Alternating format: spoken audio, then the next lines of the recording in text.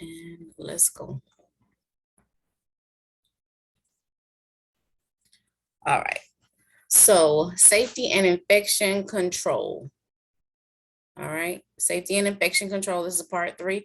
We're going to do 200 facts in 2.5 hours. So I'm going to try to be as smooth as possible. So when you listen to the recordings, there's barely any interruptions. Okay. Hold on a second.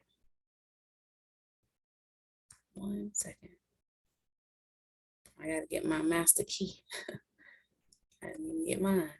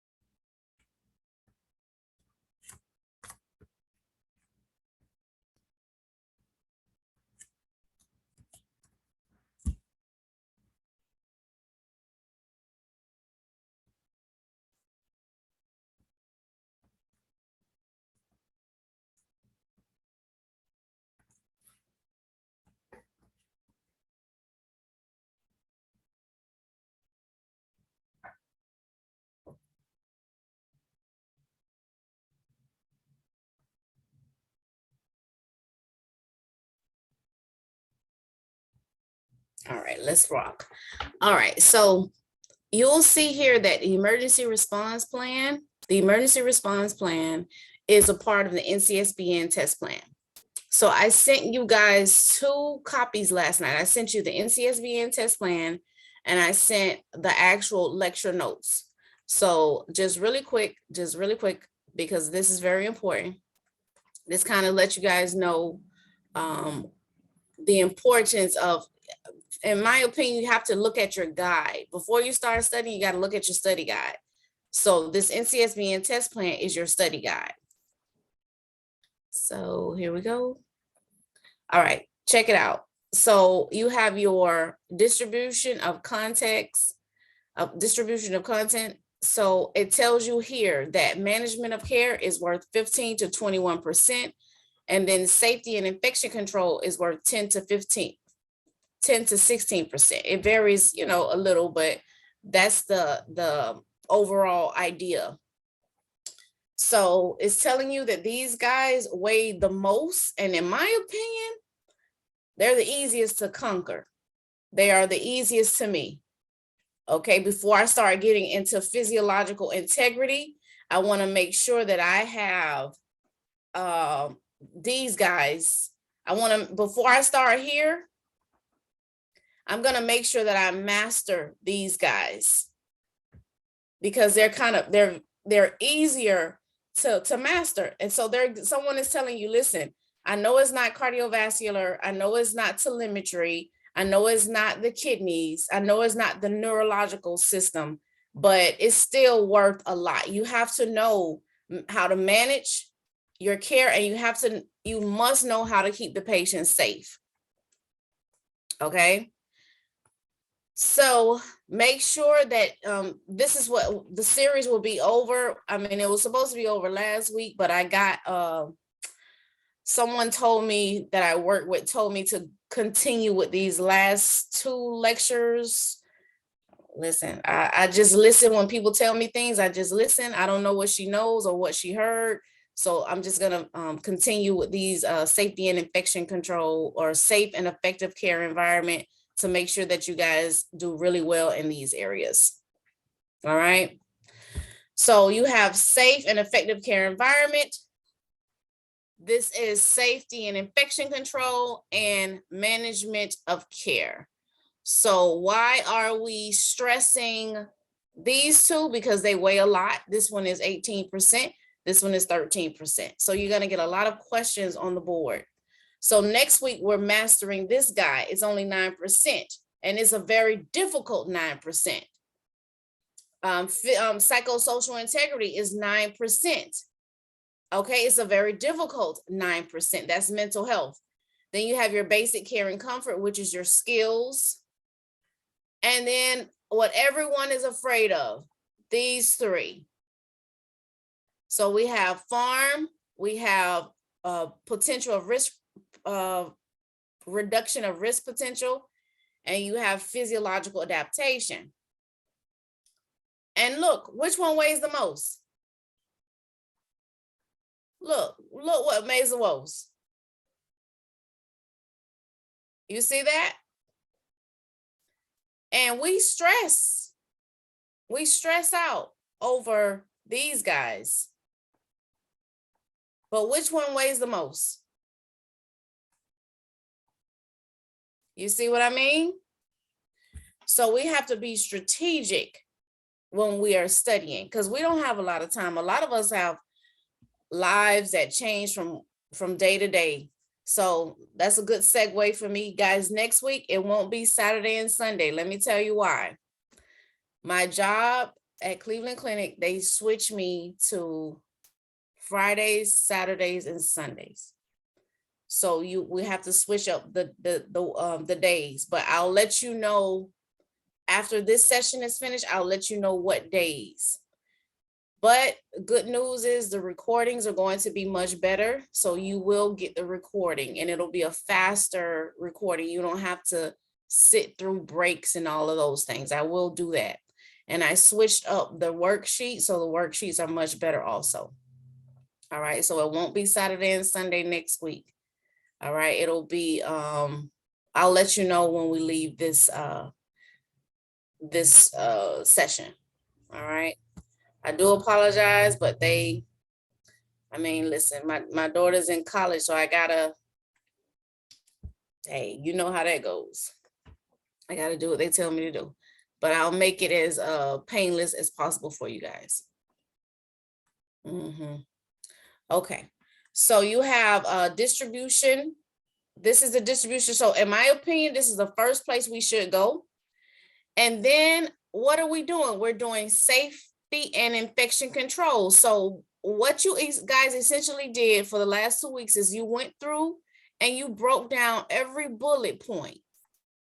Okay, you broke down every bullet point. So that gives you an indication, okay, I know I'm going to do well on safety and infection control because I did exactly I studied exactly what they wanted me to study. Now, if you want to study other things, that's fine, but make sure that you study the foundation first, the requirement first. So this is what you and I have been doing. We've gone through accident and injury prevention. We've gone through emergency response plan. We've looked at ergonomic principles, handling hazards and infectious material. We're going to do that today. We're going to talk about home safety today, reporting of incidents and irregular occurrence, which is your incident report, safe use of equipment. We're going to talk about that. Security plan. We talked about that last week. Remember, with the newborn and the access control. And then we're going to get into the real doozy tomorrow, which is standard precaution, transmission-based precaution, and, surgical asepsis, which is a real doozy. And we discussed restraints. We're going to go over that again. So technically, per the NCSBN test plan, per the NCLEX, we have covered everything that they want us to know. Now, are they going to put crazy scenarios and lab values and give you questions about patients who are burned? And yeah, they're going to do that. But at least you have the foundation. You're going to be ready. You're going to know, oh, they're really just asking me about allergies. They're really just asking me about the environment. They really just want to know if I can verify an appropriate order. They're putting all those distractors around it, but the stem of the question is here. So that's why I stress it. Okay. Okay, so now let's look at your notes. Let's take a look at your nurse notes. that I sent you guys today, your lecture notes. So let me find it. Okay, so let me share it. Okay, so check it out. You have the emergency response plan. So everything that is in purple is from the NCSBN test plan.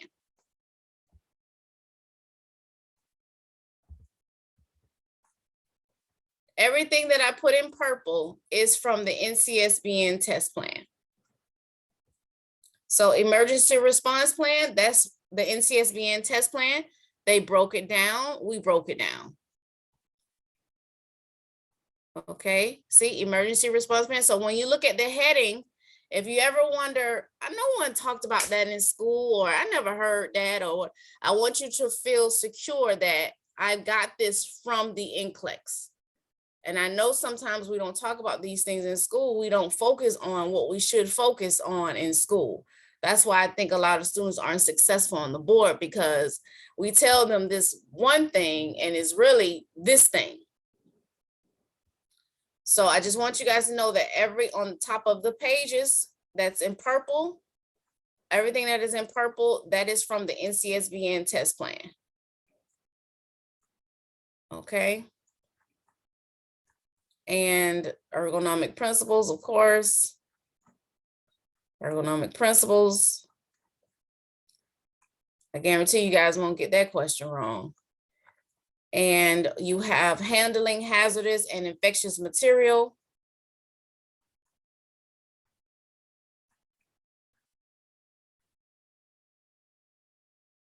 Home safety. Okay, so that's for today, 209 points, and then we'll finish the rest tomorrow. All right.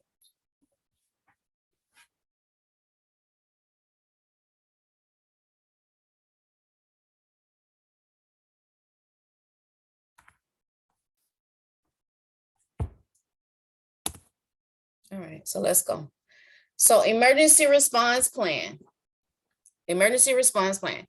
The NCLEX wants you to know about determine which client to recommend for discharge in a disaster situation, identify nursing roles in a disaster planning, use clinical decision-making, critical thinking for emergency response plan, participate in emergency planning and response, participate in disaster planning activities and drill. So for D, for letter D, I want you see where that asterisk is, the response. So that means that you know how to triage. So write triage for that. You have to know how to triage your clients, and you must know about burns. You have to determine not only the rule of nines, but is this person going to survive? Am I going to use my resources on this particular person? So D is huge, because you're going to get questions about clients who have been in an emergency situation, disaster situation, and they want to know, the NCLEX, when I say the NCLEX wants to know, you understand who is a red tag, a yellow tag, a green tag, and a black tag. Okay. So D is very important. You want to highlight D. That's you doing, you're applying your knowledge now.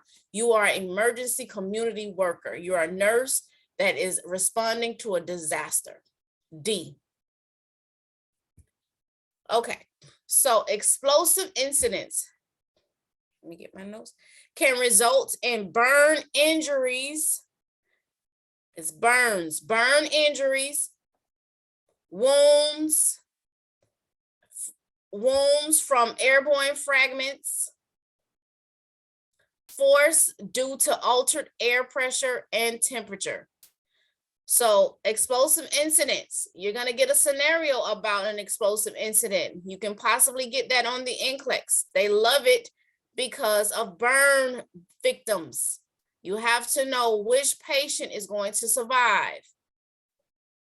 All right, so number one is can result in burn, injuries, wounds from airborne fragments, force due to altered air pressure and temperature change. So explosive incidents.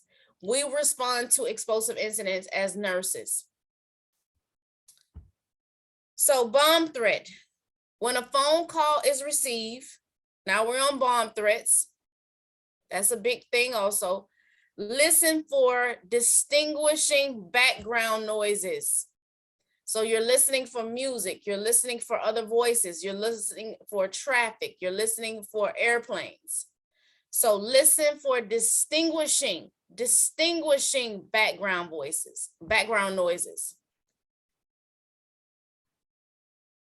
Note distinguishing voice characteristics. So you have to know, you have to listen to voice characteristics. Ask here and when the bomb is set to explode. When is the bomb going to explode?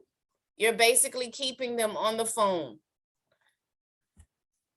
Note whether the caller is familiar with the physical arrangement of the facility. All right. Physical arrangement of the facility. Note whether the caller is familiar with the physical arrangements of the facility. If a bomb-like device is located, do not touch it. Do not touch it.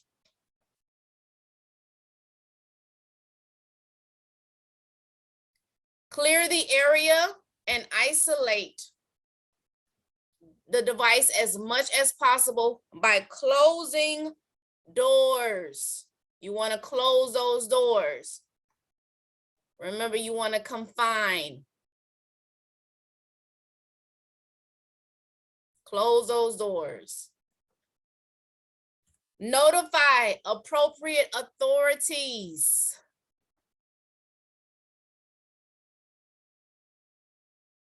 And personnel. Cooperate with police and others. So you're gonna have to cooperate.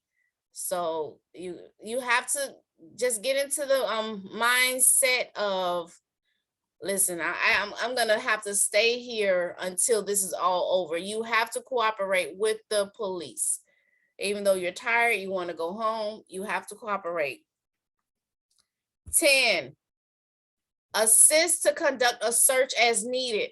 Private copies of floor plans, have master keys available, and watch for isolated suspicious objects.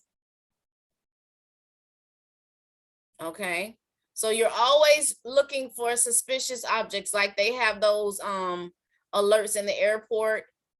Please be advised not to leave any bags unattended. So in the hospital, assist to conduct a search as needed. Provide copies of floor plans. You have to give the floor plan. You're going to have to give the master keys, and you're going to have to watch for suspicious objects and packages. Keep the elevators available. Keep elevators available for authorities. Keep them available for the authorities. All right. And so keep those elevators free. Only the police, the detectives, FBI should use elevators. Remain calm. Remain calm and alert, and try not to alarm clients. So you don't want to freak out. If you're listening to a bomb threat, you have to be the coolest cucumber in the room. As nurses, we have to be cool. All right, active shooter situation. That's also per NCSBN.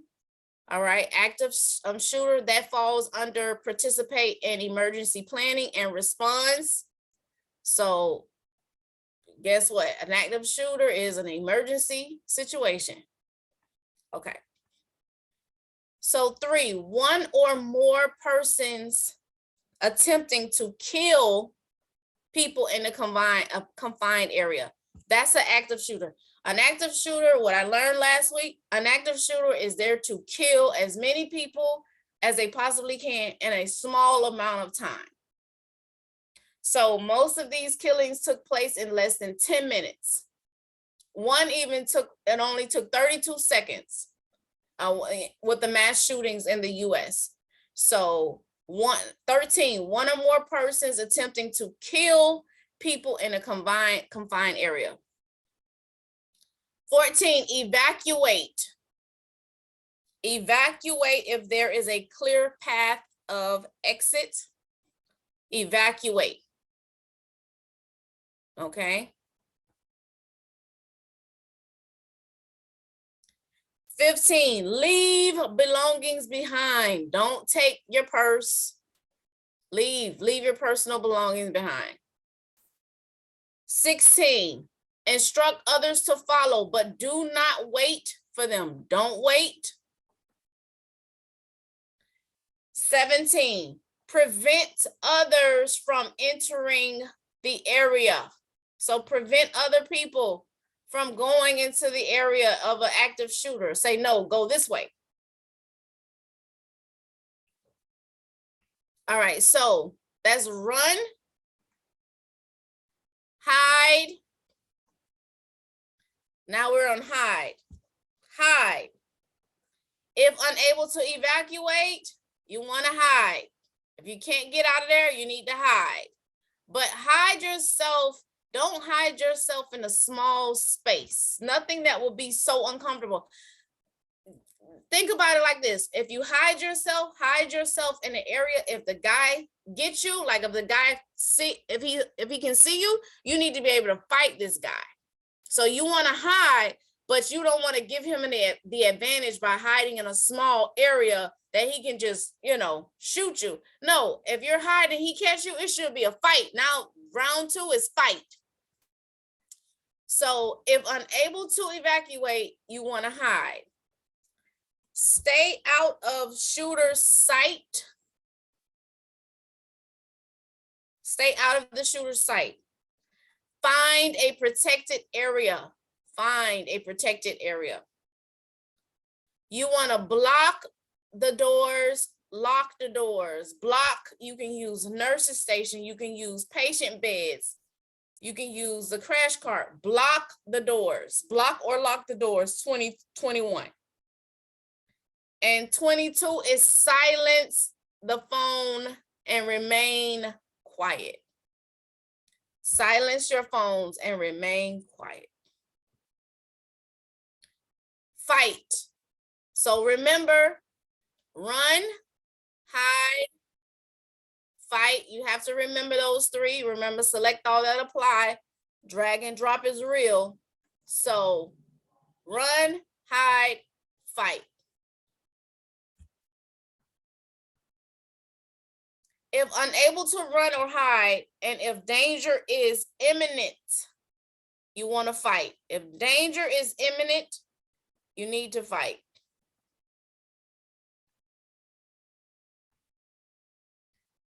24, throw items. You want to yell at the shooter. You want to do whatever you have to do. Throw items, yell at the shooters. 25, call 911 if possible. Remain calm. Do not attempt to move wounded people. Don't attempt to move the wounded. And make sure that you keep your hands visible if the police enter the area.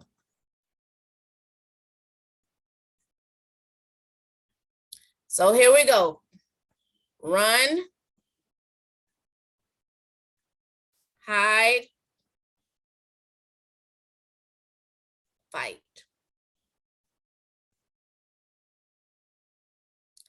And that is in accordance with the emergency response planning. That's how we plan. We run, we hide, and we fight.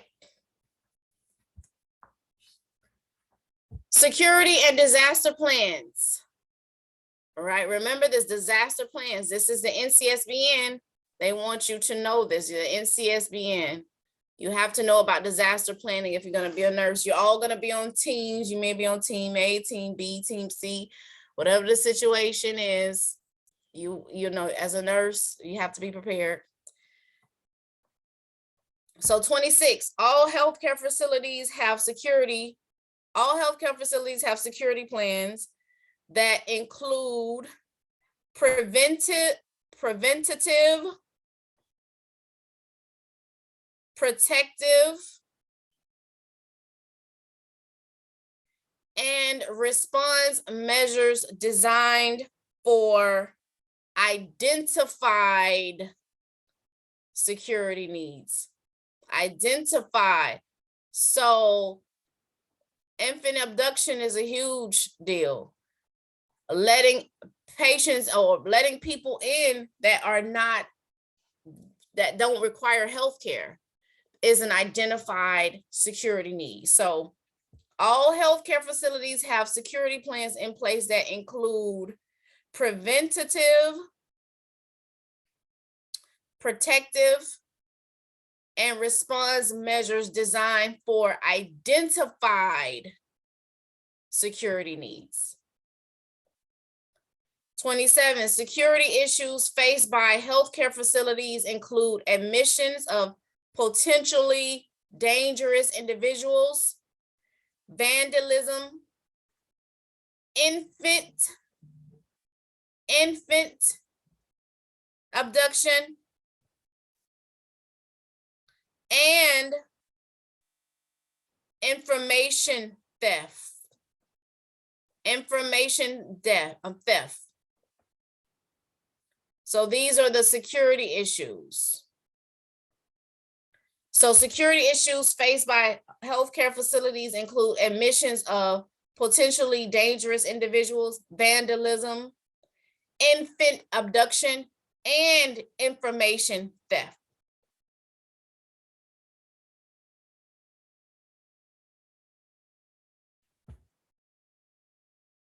So what are some examples of ways to prevent infant abduction? And it's to know think of all, I want you guys to brainstorm here and think of all the ways that you can prevent what you've read, you know, in evidence-based practice in your textbook, what you have read, what are some ways that you can prevent infant abduction? So I'm making sure that you guys really can apply this knowledge when you take your boards, because infant abduction is a safety risk, is a safety issue for us. So you have to know, you have to be able to think about the things that you've read and apply it. So they may give you a select out, apply, a drag and drop. You may now even get a next gen question starting in April. So just know what are some ways that I can prevent infant abduction?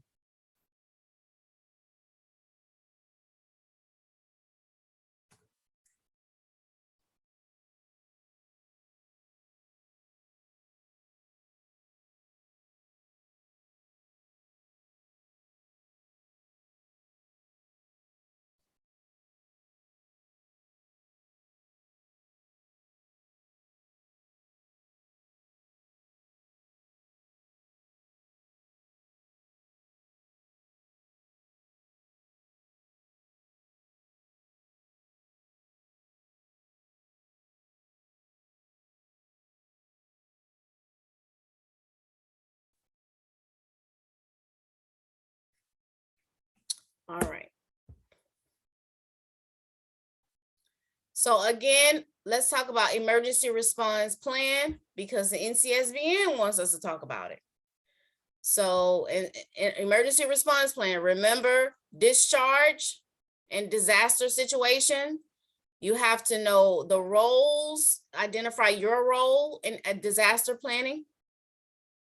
Clinical decision-making, critical thinking for emergency response plans. So that's, in my opinion, knowing critical thinking here, guys, is pass, race, and also which patient is going to survive, which patient can I discharge, So critical thinking, C is all about discharging patients. Is this patient is on a ventilator, should I discharge him? This patient needs diabetic teaching, should I discharge him? So clinical decision making, critical thinking for emergency response, that's going to fall under, you're going to get questions about discharging patients. Participate in emergency planning and response. Remember, responding, especially to those burn victims. Should I use my resources for a burn? Do I know when my patient who has a burn, is this patient a red tag or yellow tag or green tag?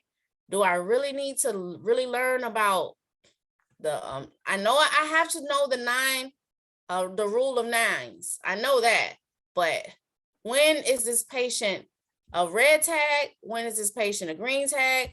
When is this patient a yellow tag? So that's the emergency response plan. So let's go. Nursing role and security plan.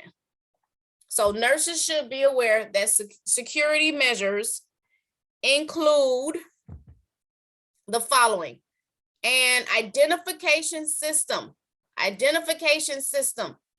that identifies employees, volunteers, physicians, staff, and regularly scheduled contract services staff as authorized personnel of the healthcare facility. So everyone gets a badge. That's why when you walk into a hospital, they have their identification systems in place. And I know it's aggravating because you're like, man, I got to pull out my ID. I have to wait till you take a picture. Well, we need to know everyone who's in the building and why are you in this building? What's your purpose? Who sent you? So an identification system that will identify employees, that will identify volunteers, that will identify physicians, that will identify students, and regularly scheduled contract service staff as authorized personnel of the healthcare facility. Electronic systems in high risk areas. So that's our high risk areas are what? Maternal newborn again. Emergency department. So these are your high risk areas. Maternal newborn, right? Because of infant abduction, and the emergency department, because everybody knows it goes down in the ED. So these are you're gonna have, listen, I don't care if you have no other emergency or no security anywhere in that hospital. In the emergency room, there's gonna be security. So electronic security system in high risk areas. Okay. So high risk areas, maternal newborn to prevent infant abduction, the emergency department to prevent unauthorized entrances, unauthorized. Okay. Because of, well, I won't get into that, but unauthorized entrance. So these are the electronic security systems. They're in high risk areas and they're there to prevent, especially in the ED, to prevent unauthorized entrance. 30, key code access. All right, so key code access, sometimes you have to have a key code to get into and out of high risk areas like critical care, ICU, especially mother and baby. You have to have key code access. 31, wristbands that electronically link parents and their infants. So there's wristbands. 32, alarms integrated with closed circuit television cameras. So alarms integrated with the closed circuit television cameras. 33, nurses should prepare to take immediate action when breaches in security occur. So nurses should be prepared to take immediate action when there's a breach. Okay. 34, time is of the essence in preventing or stopping a breach in security. Time is of the essence. So we're all responsible. This is our nursing role. So recall nursing role in security plan. What is your role in nursing in the security plan? What are some things that you have to make sure that you are aware of? You have to know about the wristbands. You have to know there's alarm attached to those closed circuit televisions. You don't allow unauthorized personnel in areas that they don't have access to. Key code access, you have to remember that. And high risk areas. What are the high risk areas? I'll give you like 2 minutes to reflect. Recall, this is important. So you have to be able to recall this on your own. Recall.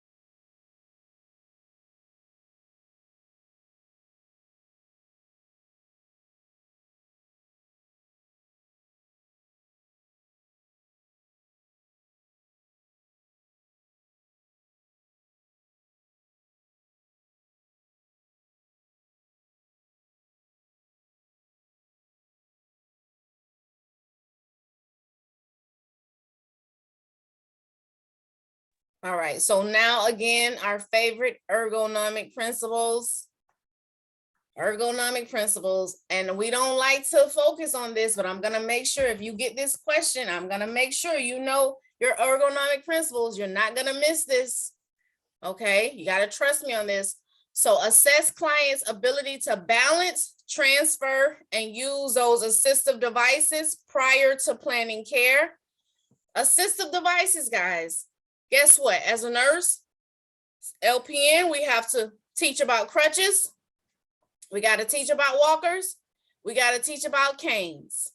It says it right here. Look at that. It's fair game. And I know we think, oh, that's beneath me. No, it's not.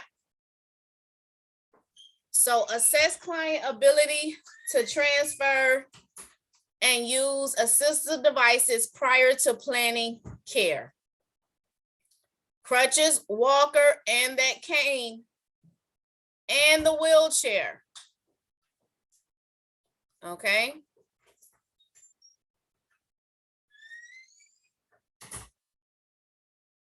So you guys got to do some training on that. Provide instructions and information to client about body positions and eliminate potential for repetitive stress injuries.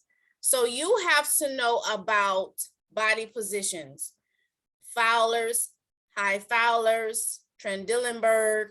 We're going to talk about it. So body positions and ergonomic principles when providing care. This is in, look, it's here. You see this guy, this asterisk? I didn't do that. I copied and paste. That's a huge deal for us because nurses, in order for us to have a safe environment, we have to know how to keep our bodies in the correct alignment when we're dealing with patients.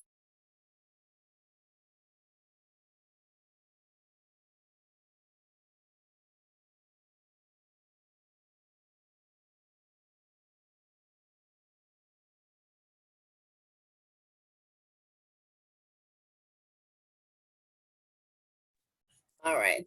So ergonomic principles and body mechanics. So body mechanics is the use of muscles. It's the use of muscles to maintain balance, posture, body alignment when performing a physical task. So if you have weak muscles, you're at risk for injury. So weak muscles is a bad thing for nurses. That's why I got me a little Bowflex in my house so I can work on my back. Now, one day I'm going to use it. One day I'm going to use it, but it's here just in case. Okay. So body mechanics is the use of muscles to maintain balance, posture, and body alignment when performing a physical task. One day I'll use it. So remember muscles.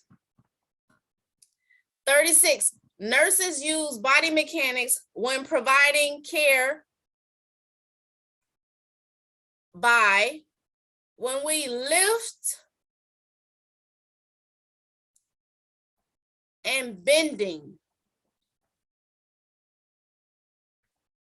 Okay, lift and bending.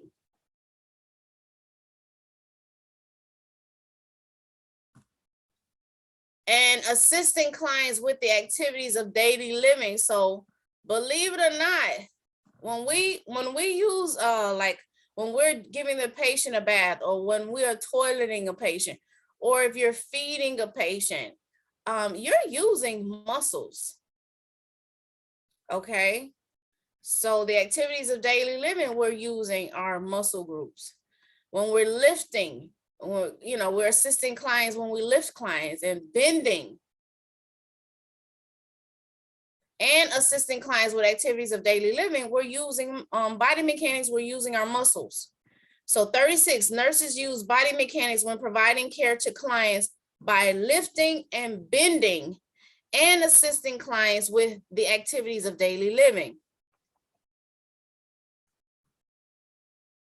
So body alignment keeps the center of gravity stable, which promotes comfort and reduces strain on the muscle. So body alignment keeps the center of gravity stable. 38, good body mechanics reduces the risk of injury. So good body mechanics. If we maintain and we respect our center of gravity, we can reduce strains. So here we go. 39, whenever possible, use mechanical lifts devices to lift and transfer clients. So use your mechanical lifts. Many facilities have no manual lift policies and no solo lift policies. So no manual lifting, no solo lifting, no manual lifting, no solo lifting.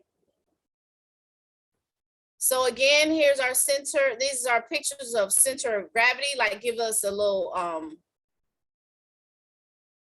example. So center of gravity is here. The line of gravity is here. And then this is our base of support. All right, so you have load of gravity. If you see how his arms are extended, that's bad. Okay. You want to keep the center of gravity here. Right now, the center of gravity is here for him. That's bad. And then this is the ideal carry. This is how you lift things.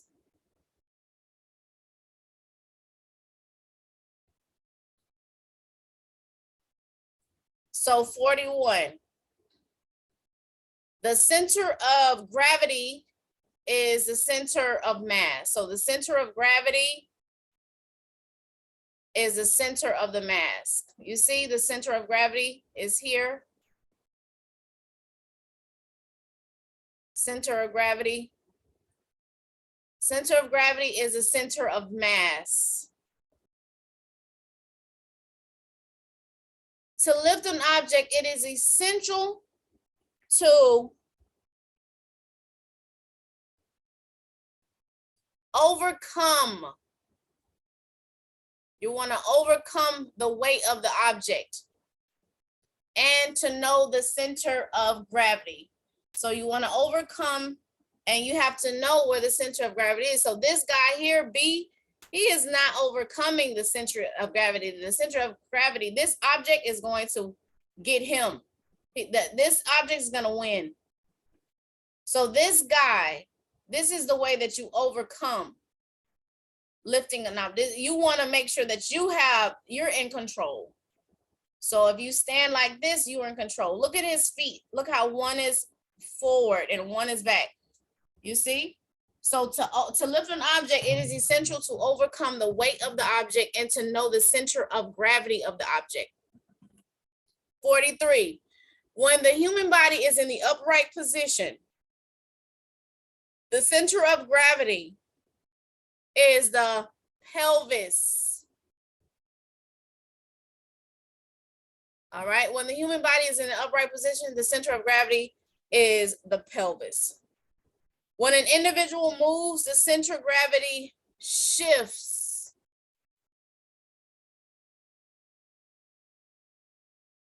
And the closer the line of gravity is to the center of the base of support, the more stable the individual is. So the closer the line of gravity is to the center of the base of support, the more stable the individual is. So here it is. You see, the closer the line of gravity is close to the base of support. So this patient is stable. This is a good person. So when you guys are taking your exam on the NCLEX and they start talking about center of gravity, just remember this guy and draw this picture.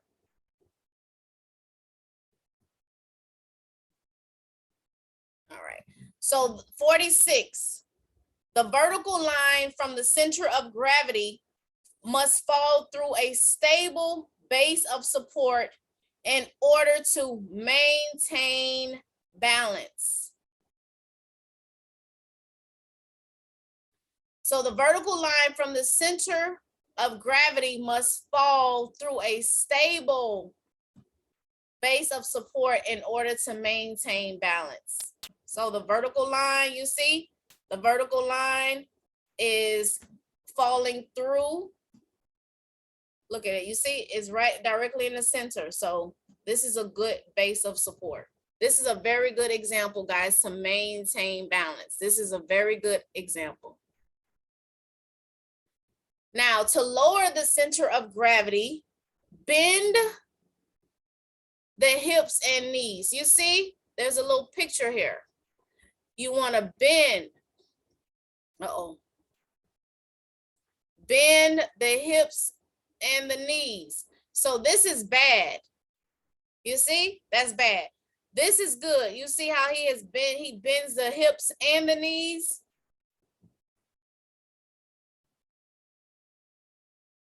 So spread your feet apart.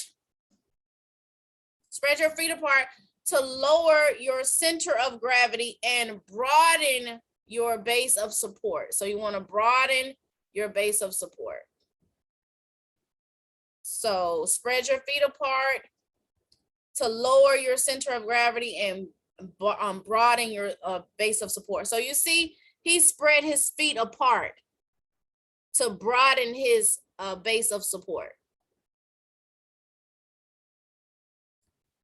This results in greater stability and balance. So this guy is stable and balanced.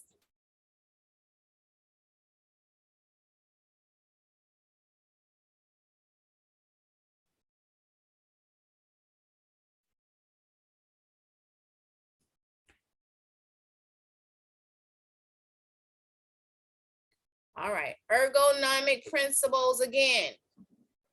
Ergonomic principles, what do we have to do per NCSBN? Well, assess client's ability to balance, transfer, and use assistive devices. So you have to be able to assess the client's ability Two, can the patient balance himself? Can he transfer himself? Can he use his crutch, walker, cane, wheelchair? That's on us. That's how we keep the environment safe.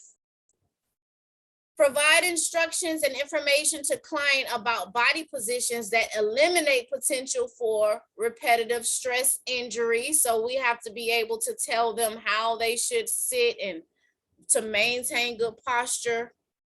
And use ergonomic principles when providing care. That's that wide base of support. That's that center of gravity, keeping the object close to me. So lifting, situational factors that increase the risk of injury for us nurses, unfortunately. So if we have to twist, having to twist while lifting, that's a bad thing. We shouldn't twist ever. Don't twist.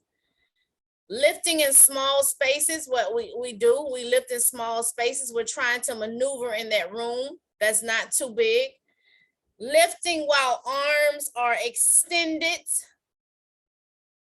that's not good. Or away from the body.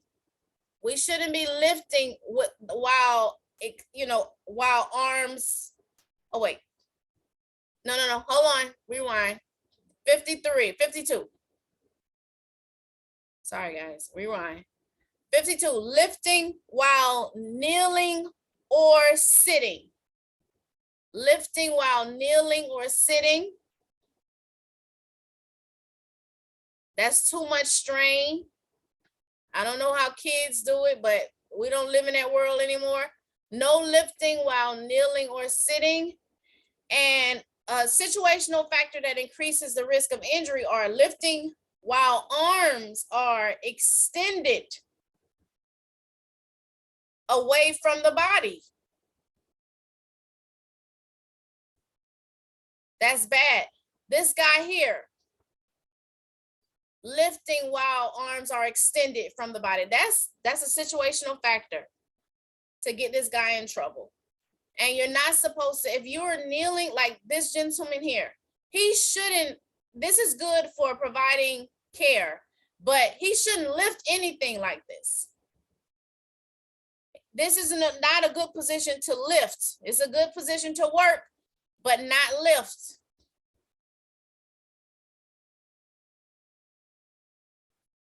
Okay, and also a situational factor, having worked more than 8 hours. And as you guys know, our hours, we worked a 12-hour shift, so we're already at risk for injury.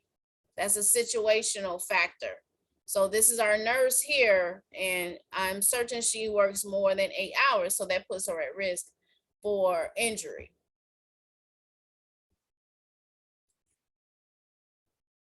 Client factors. Okay. Client factors.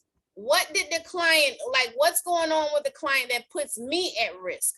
So now this is nurse-centered. This is, okay, you have a client and you have a nurse. So you see, this is the client and this is the nurse. Sometimes the client could put you at risk for injury. Sometimes the reason why you got injured is because of the client. Okay, so I want you guys to remember that. Sometimes clients can put you at risk for injury. So client factors that increase risk for injury, client factors that increase the risk for injury include lifting a client who has a physical condition, right?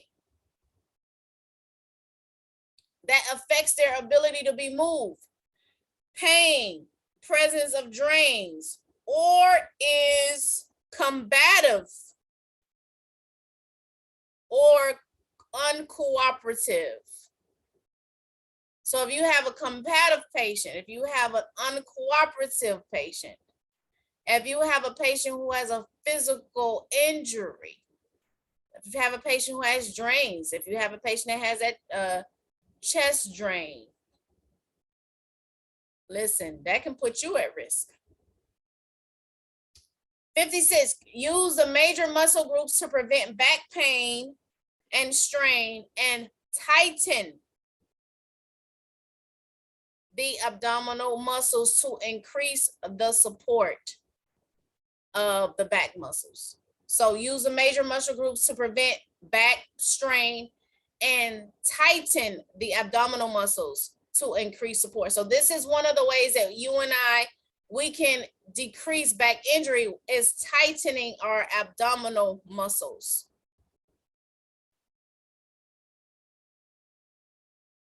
All right.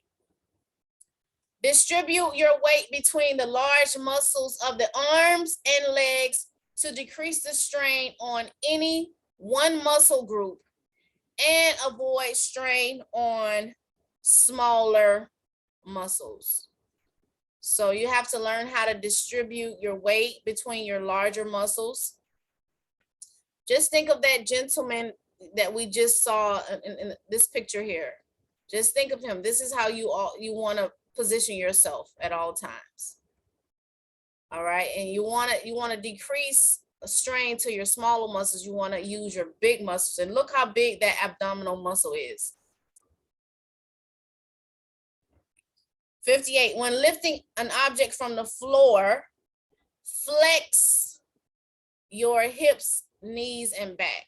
So when lifting, it should be like this. You see, you want to flex your hips, your knees, and your back.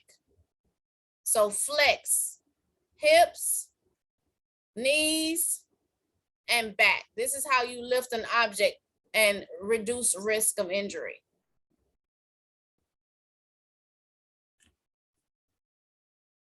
Bring the object to thigh level, bending your knees and keep your back straight.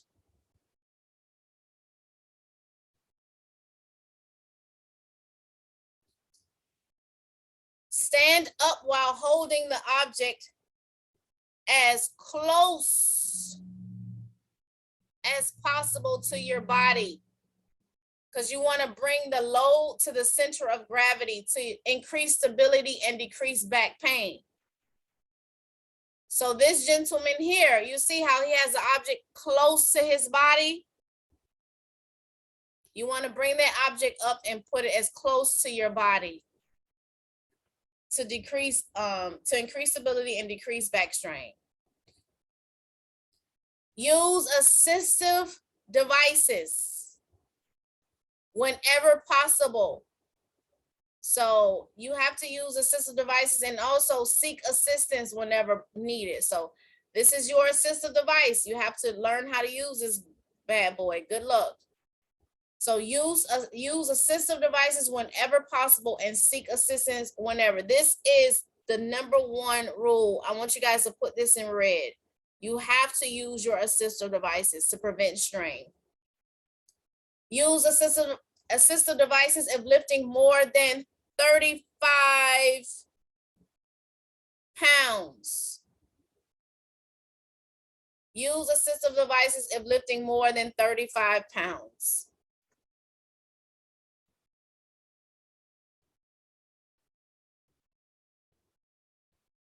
Okay, ergonomic principles, again, wow.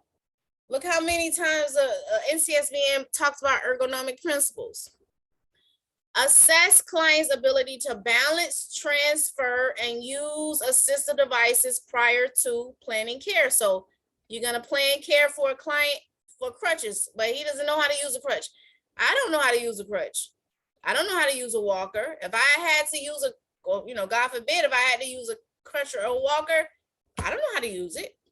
So you can't plan care unless I know how to use it. Okay, that goes for the cane and the wheelchair. Provide instructions and information to client about body position and eliminate potential for repetitive stress injuries. And use ergonomic principles when providing care. Okay, ergonomic principles when providing care is an asterisk. We do a lot of pushing and pulling. Okay, so how do I provide care knowing that I do pushing and pulling and adhere to the ergonomic principles. So when pushing or pulling a load, widen your base of support. Widen it. Widen the base of support. When opportunity allows, pull objects toward the center of gravity rather than pushing them away. Pull. If pushing, move your front. If pushing, move your front. If pushing, move your front foot forward.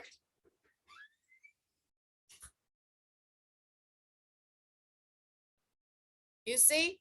If pushing, you see how he has his foot forward. And if pulling, move your rear leg back. You see?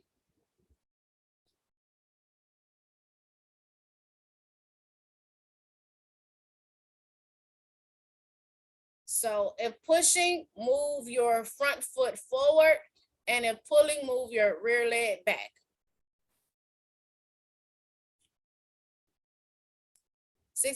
Face the direction of movement when moving a client. So if this is your client here, you want to face the direction of movement.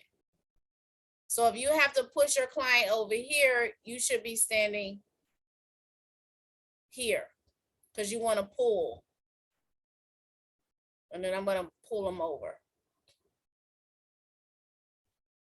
Use your own body as a counterweight when pushing or pulling to make it easier.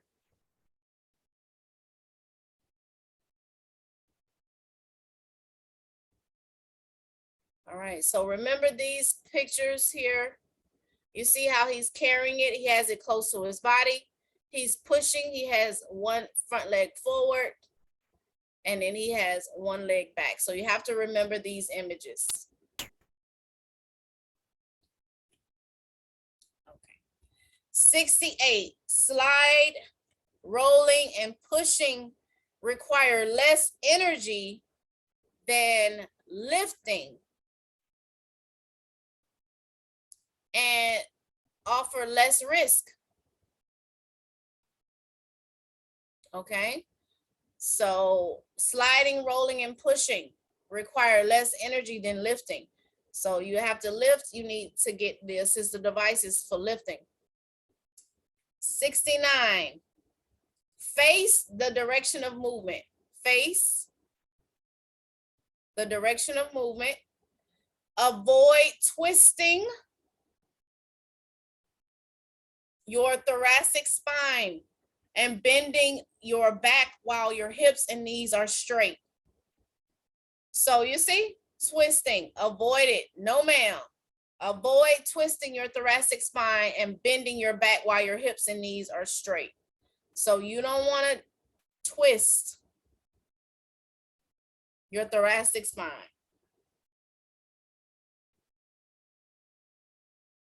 Oh man, ergonomic principles again.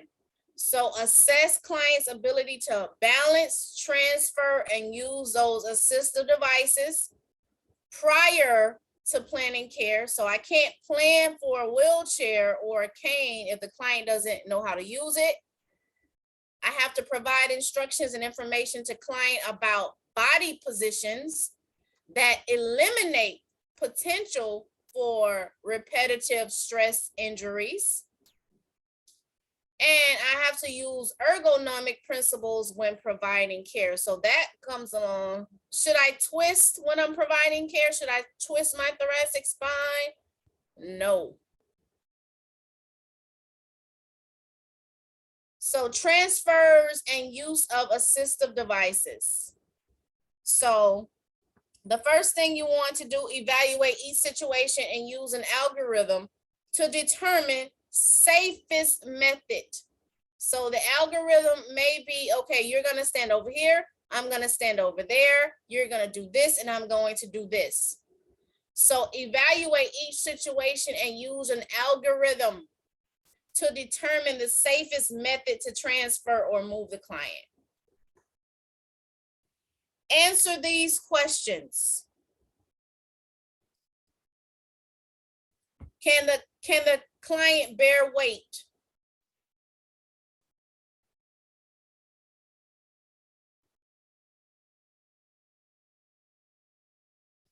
Can they assist?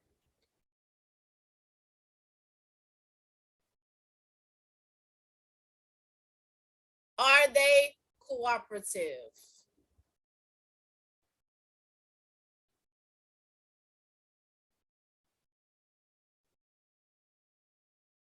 All right. Can they bear weight? Can they assist? Are they cooperative? Because can't if an uncooperative patient, can they cause you injury? Absolutely. 73. Determine the client's ability to help with transfers. Can they use a trapeze bar? Determine the client's ability. So that's all included before you are trying to move a patient. Can they use it? Can they help you? What is? Can they maintain their balance? What is the muscle strength? Can they what's the endurance level? Do they get tired after small activities? So can they help you? 74, evaluate the need for additional staff or assistive devices, transfer belts, hydraulic lifts, sliding boards. So before you go into a situation with transfer and use of assistive devices, it's just like an algorithm, an ACLS algorithm. You have to really give it some thought before you do it. That reduces risk to you and the patient. So remember, you want to move the patient, determine the safest method to transfer this patient. Can the client bear weight? Can they assist? Are they cooperative? Determine the client's ability to help with transfers and evaluate the need for additional staff or assistive devices. 75, assess and monitor the use of mobility aids like canes and walkers and crutches and wheelchairs.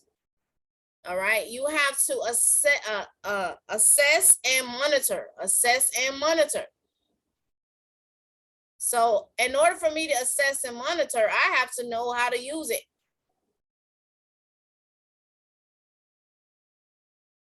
76, include assistance or mobility aids in the plan of care for safe transfer. So put that in your plan of care that this patient is a full assist. This patient uses a crutch. This patient uses a cane. So include that in your plan of care because you get credit for that because it takes time to move these patients. These are our heavy patients. We have to provide a lot of care for these patients. Oh man, ergonomic principles again. Assess client's ability to balance, transfer, and use assistive devices. Provide instruction and information to client about body positions that eliminate potential for repetitive stress injuries. Use ergonomic principles when providing care.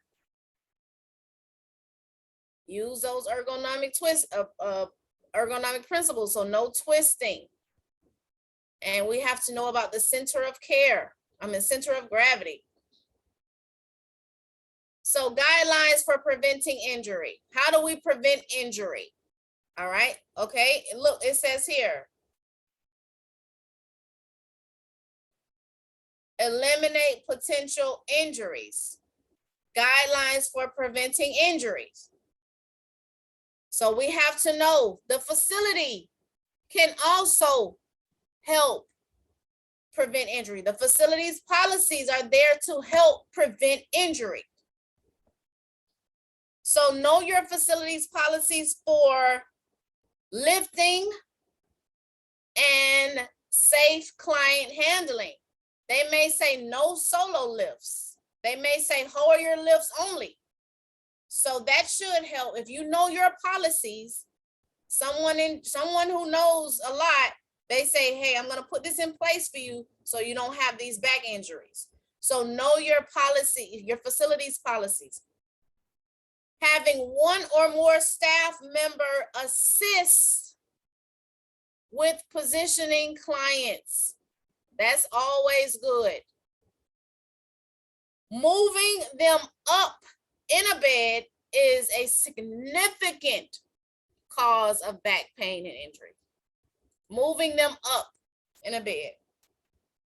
Plan ahead for activities that require lifting, transferring, ambulation. You need to plan ahead for these guys. And you see this, lifting her up can cause significant back injury. Prepare the environment by removing obstacles.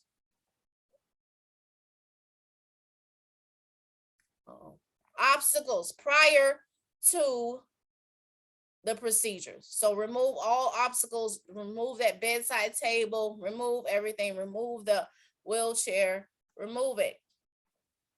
And explain the process to the client, the assistants, and you need to tell the assistants their roles. You need to clarify the roles. So clarify it. We're gonna pull her up on the count of 3. 1, 2, 3. So explain the process to the client, the assistant, to clarify their roles. So everyone, we should know what we're doing. Be aware that the safest way to lift a client is with assistive equipment. That's the best way. The safest way is with assistive equipment. 84, rest between heavy activities to decrease muscle fatigue. Rest between heavy activities. 85, maintain good posture and exercise regularly to increase the strength in your arms and your legs and your back and abdominal muscles. So maintain good posture and exercise. 86, keep your head and neck in a straight line with your pelvis to avoid neck flexion and hunched shoulders, which can cause impingement of nerves in your neck. All right, so check it out.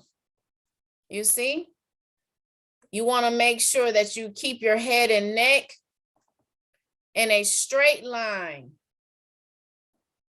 Look at this, head and neck in a straight line with your pelvis and to avoid neck flexion and hunched shoulders. So you don't want to start doing this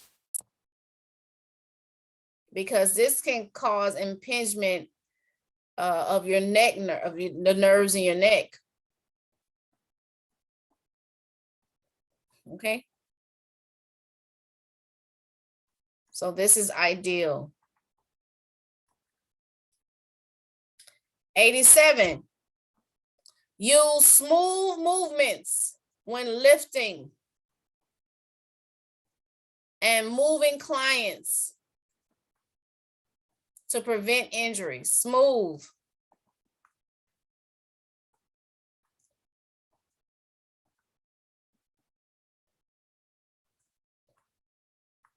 Okay. Use smooth movements when lifting and moving clients to prevent injury from sudden or jerky muscle movements. When standing for long periods of time, flex your hips and knees by using a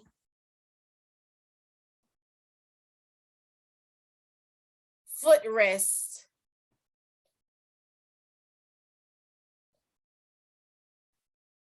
All right. When standing for long periods of time, flex your knees and hips by using a footrest. And 89, when sitting for long periods of time, keep your knees slightly higher than your hips. Avoid repetitive movements of the hands, wrists, and shoulders. So this guy, this picture that I have here, this patient had to have surgery for carpal tunnel syndrome. So you want to avoid repetitive movements of your hand, your wrist, and your shoulder. Avoid repetitive movements. Take a break every 15 to 20 minutes to flex and stretch joints and muscles whenever possible.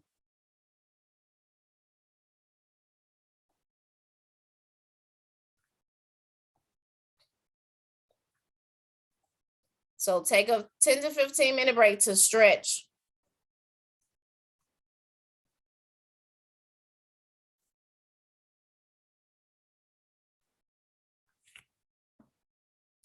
Avoid twisting your spine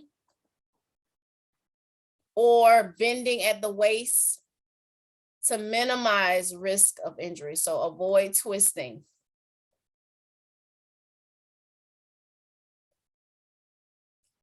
Okay, almost there. Ergonomic principles again: balance, transfer, crutches, walkers, cane, wheelchair.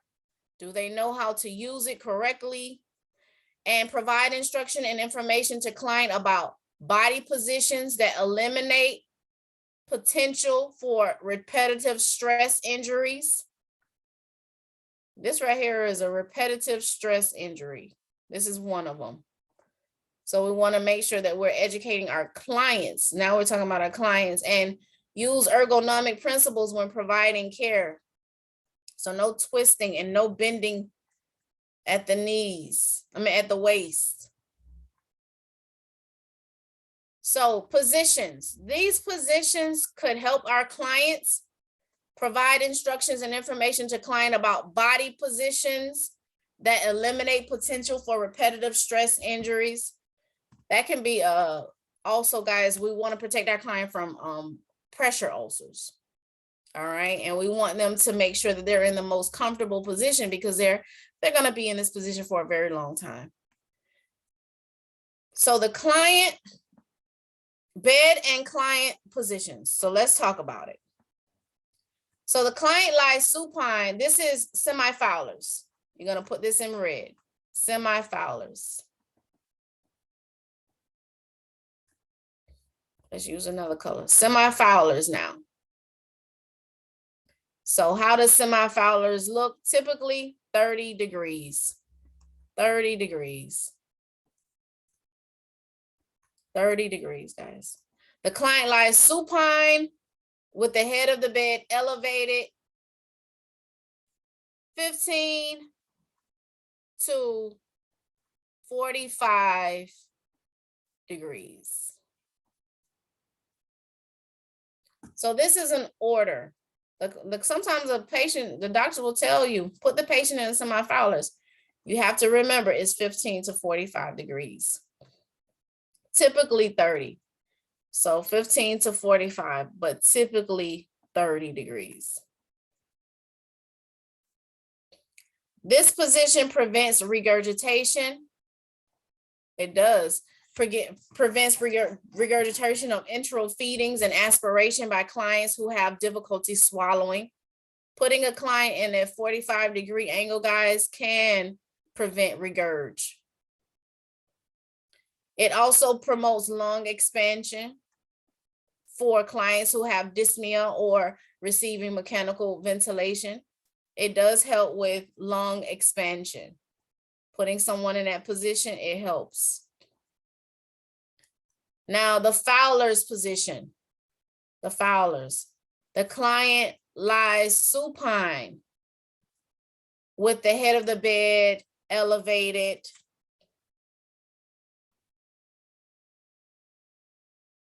(45 to 60 degrees. 45 to 60. 45 to 60.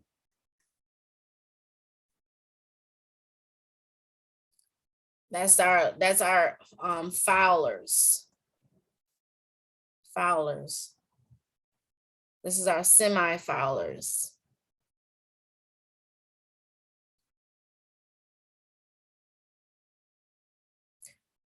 (97). This position is useful during procedures like if I'm inserting a NG tube, right? NG tube insertion and suctioning. I want to get them at a good 45-degree angle. All right, 45 to 60.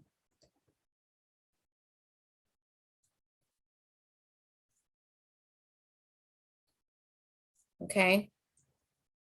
It allows for better checks, expansion, and ventilation, and better dependent drainage after, guess what? After abdominal surgeries.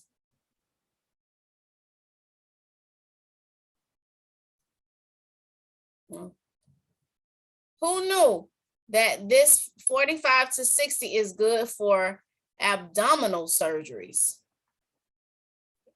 I would have thought they should be flat, but no, 45 to 60 for abdominal surgeries. I want you guys to remember that.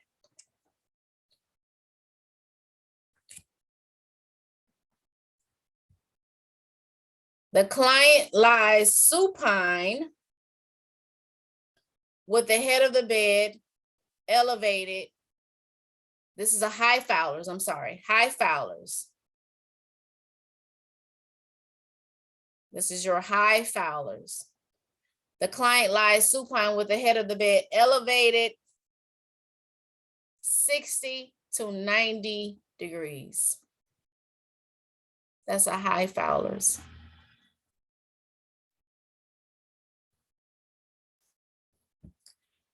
This position promotes lung expansion by lowering the diaphragm and thus relieve severe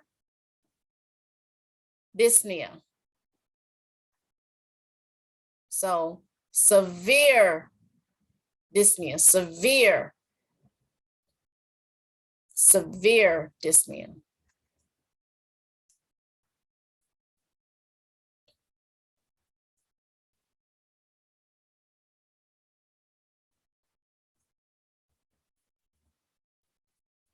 So remember that. It also helps prevent aspiration during meals, of course. Okay. Now, let's talk about supine, or it's called dorsal recumbent.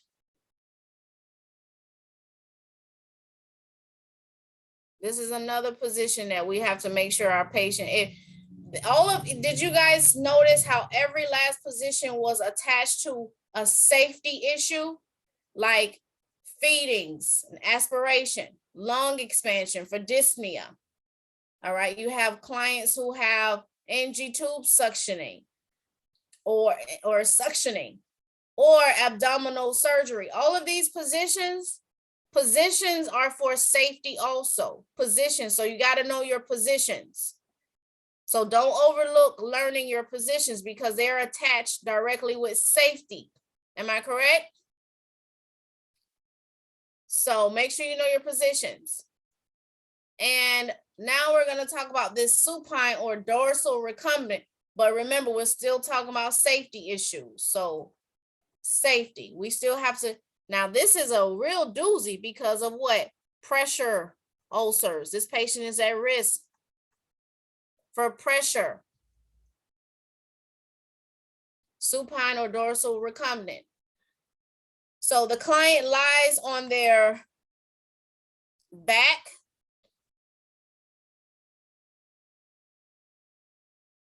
with the head and shoulders elevated on a pillow and forearms on pillows or at their side. So pillow, the client lies on the back with head and shoulders elevated on a pillow and forearms on a pillow at their side. This is a dorsal recumbent.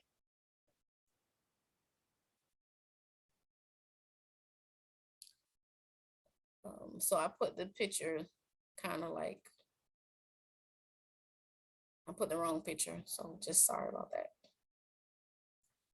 All right, so 104, a foot support prevents foot drop and maintains body alignment. Ensure that the vertebrae are in a straight alignment without excessive flexion or extension of the head and the neck. So disregard this, guys. But for this, you see, you want to make sure that this patient is always safe. So you can put a foot support here. Ensure that the vertebrae are straight in alignment without excessive flexion or extension of the head and neck.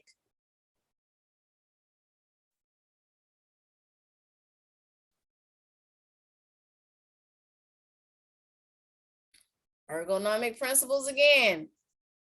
All right, so balance, ergonomic principles is about the patient and you. Balance transfer, the use of assistive devices, crutches, walkers, canes, wheelchairs. Provide information and instructions to client about body positions that eliminate potential for repetitive stress injuries. And use ergonomic principles when you are providing care to protect you. So 106. Oh, let's take a 10-minute break. And then we'll only have 100 left. Take a 10-minute break.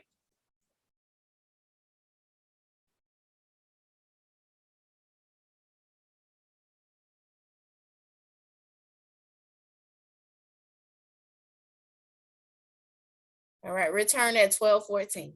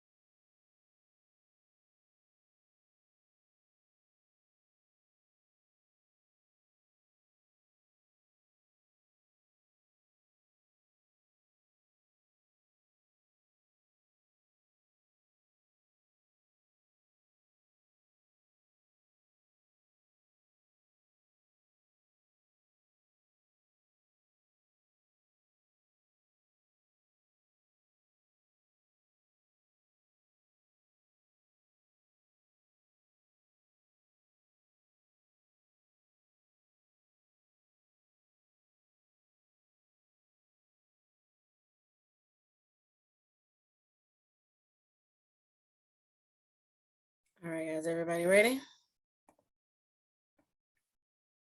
Okay. Let me know when you're ready.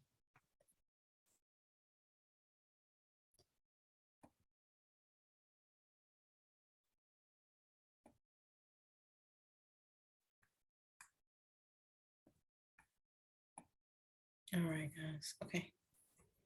All right, someone just enter. Could you just put your name, your full name in the chat? You don't have to send it to everyone. You can just send it to me.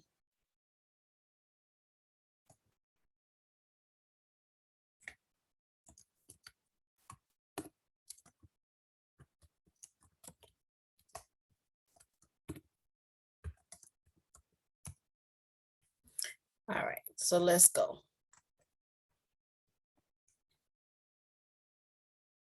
All right, no, yeah, okay. So now we're on prone position. Remember, this is all safety. Prone is safety.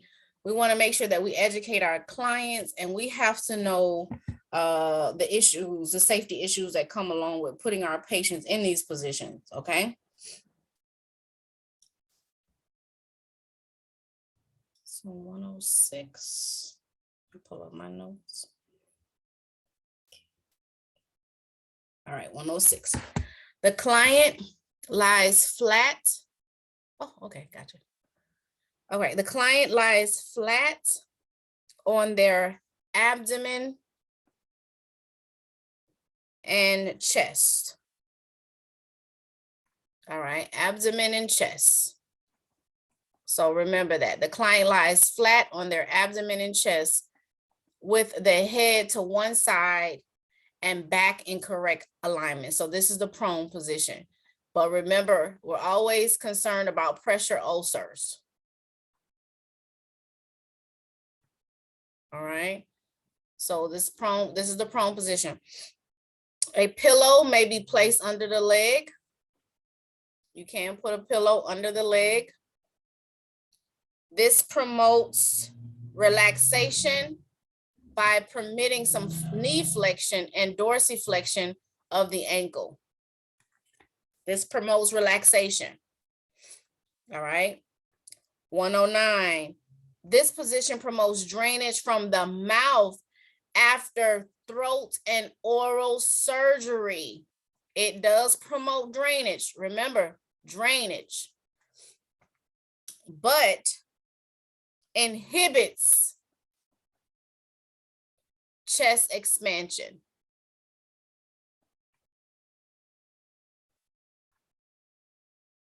So if we look up inhibit, the synonym for inhibit is what? It's like hinder. It means hinder. That's a synonym, hinder, restrain. So we got to be very careful with that. It does promote drainage, but it does inhibit chest expansion. Okay. 110. It is for short-term use only. Short-term use only. This position helps prevent hip flexion. I'm sorry, 111. Okay. This position helps prevent hip flexion contractures following a lower extremity amputation. Lower extremity amputation. So amputation is the key word here. So this is a position that you can anticipate the doctor writing an order for a prone position after a lower extremity amputation. So this 111 is very important. 111 is a position that you'll get an order for, and now you'll understand, okay, this helps prevent hip flexion contractures following a lower extremity amputation. But remember, it's short term and it inhibits lung expansion, short term, but it's good for drainage. It's very good for drainage. Okay. All right, ergonomic principles. Again, assess You want to make sure before you give somebody a plan, can they actually follow through with the plan? Repetitive stress injuries. We want to protect our clients, so we have to know all the positions that we put a client in. We have to put them in the safest position. And of course, this is for the nurse. When you're providing care, you have to keep in mind no bending at the waist, no twisting.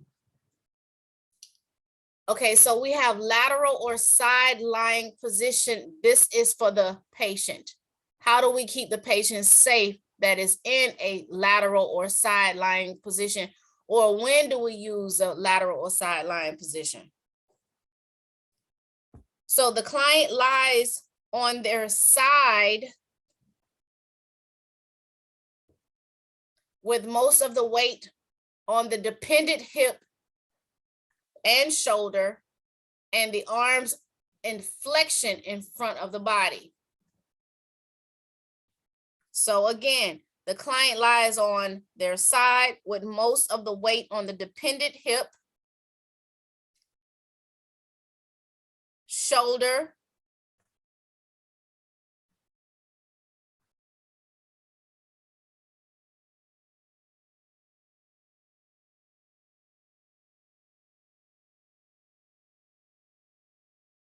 and arms in flexion in front of their body.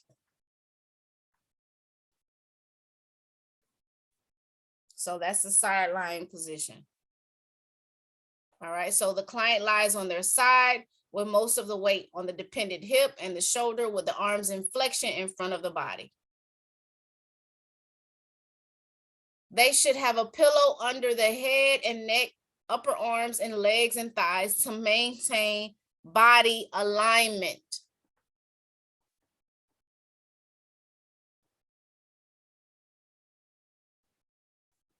This is a good sleeping position, but the client needs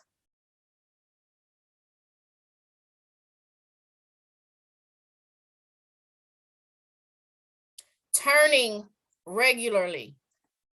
The client will need turning regularly to prevent the development of pressure ulcers on the dependent areas.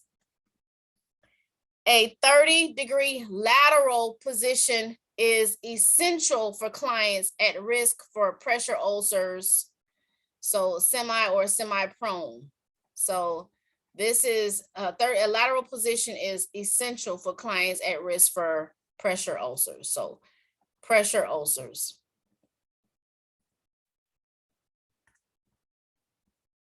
All right, so the client is on their side halfway between the lateral and prone position with the weight of their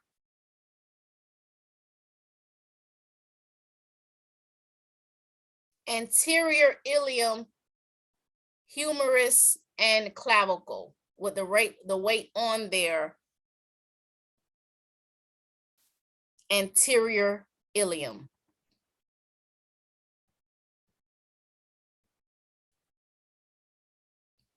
The lower arm is behind them while the upper arm is in front.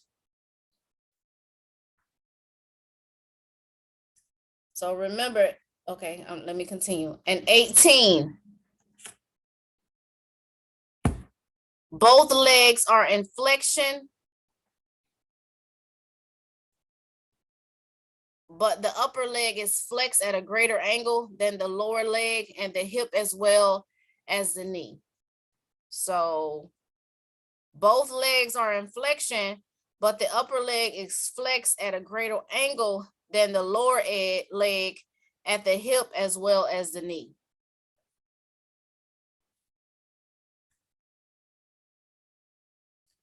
(119) It differs from the side lying position in the distribution of the client's weight.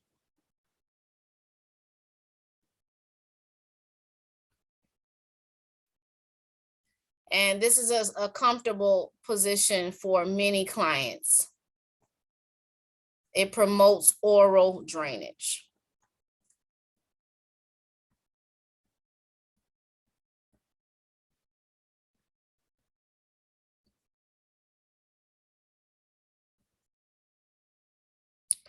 Ergonomic principles again. Now we're talking about the orthopneic position. So this is very important because you'll have to do these vitals. You have, this patient is at risk for a lot. If they start speaking of orthopneic positioning, you know this patient has some type of respiratory issue. So go ahead and write respiratory. So this is the only free image that I can find. So orthopneic position. There's an issue with her lungs. All right. So 121 is the client sits in the bed or at the bedside with a pillow on the overbed table, which is across the client's lap. So the client will sit in the bed or at the bedside table with the pillow on the overbed table, which is across the client's lap. They rest their arms on the overbed table, and this position allows for chest expansion and is especially beneficial for clients who have COPD. So just remember that client who's leaning over that bedside table. So that's the orthopneic position. That's for your patients who have COPD. They have to sit up.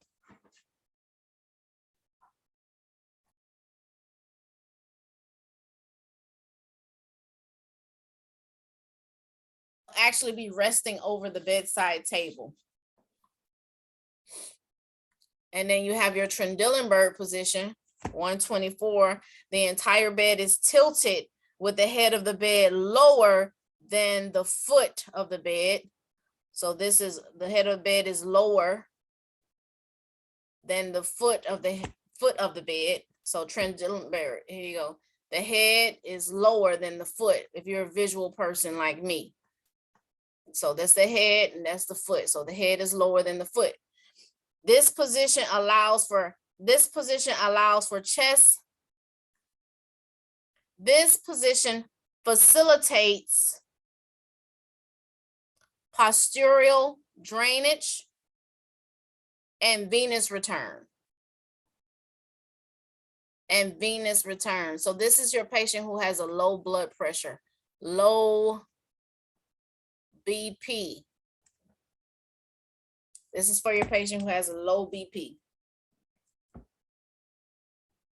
Because it promotes postural drainage, but it also promotes venous return. So it's going to make that blood return to the heart, right? The heart is going to pump, send it back. There's going to be like a little cycle. So you can put the patient in a Trendelenburg position, but be careful. All right, that you're monitoring this client. Ergonomic principles again. Reverse Trendelenburg. How do I make sure this patient is safe? What are some safety issues that come along with reverse Trendelenburg? So reverse Trendelenburg is the entire bed is tilted with the foot of the bed lower than the head of the bed. So lower, that's the head, that's the foot, and you see it's lower.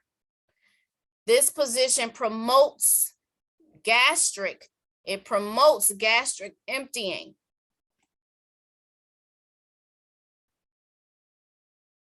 And prevents esophageal reflux. It prevents esophageal reflux. So this is for your GERD patient, right? This is your patient who has GERD. The reverse Trendelenburg is very good for GERD.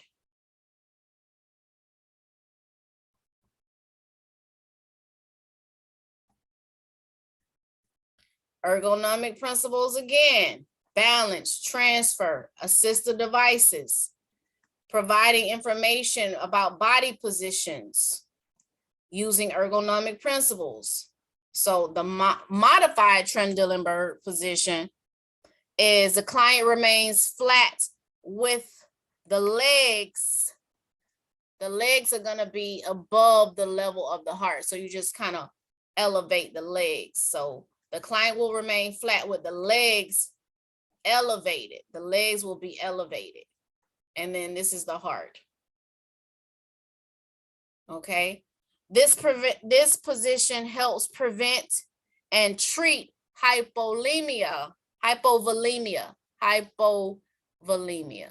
So if your patient has hypovolemia, this is your go-to position.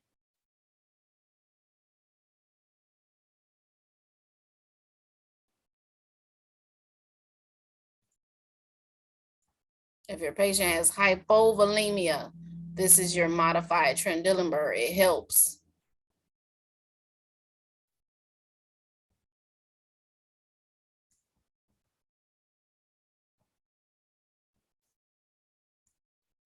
So your patient will be flat. This will be the head.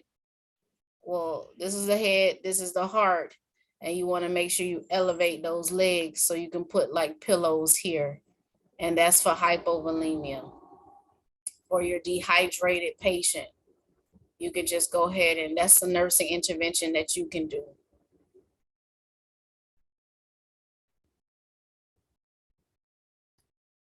All right. Now we're doing handling hazardous and infectious material. So you, uh-oh, am I playing music?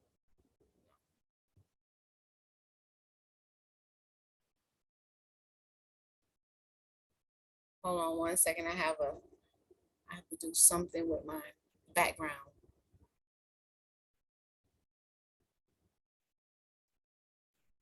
Okay. All right. So handling hazardous and infectious materials. So you have the NCSBN. Now this is the NCSBN. All right. They want you to know. They want you to identify biohazardous, flammable, and infectious material. They want you to identify this biohazard, flammable, infectious material. As nurses, we have to be able to identify that. All right, that's just a part of the gig. It doesn't matter what floor you work on. We're all responsible for this. Just nursing. Identify biohazardous, flammable, and infectious material. So follow procedures for handling biohazardous material. This is us, procedures and hazardous material. And there's an asterisk. So that's our Brady seeds, Brady therapy seeds. That's mainly what we have to handle. That's our radiation seeds. Demonstrate safe handling techniques to staff and clients, so they have to know how to take care of themselves, because there's a set who are radioactive and you have a set that is non-radioactive. You have two sets of clients. You have some that are radioactive and you have some that are non-radioactive. So you have to tell the one that is radioactive the handling techniques. You have to educate them. It is your responsibility to educate this client. And then you have ensure safe implementation of internal radiation therapy. So ensure safe interventions of internal radiation therapy. Remember, one is radioactive, one is non-radioactive. And guess what? I have to be very careful.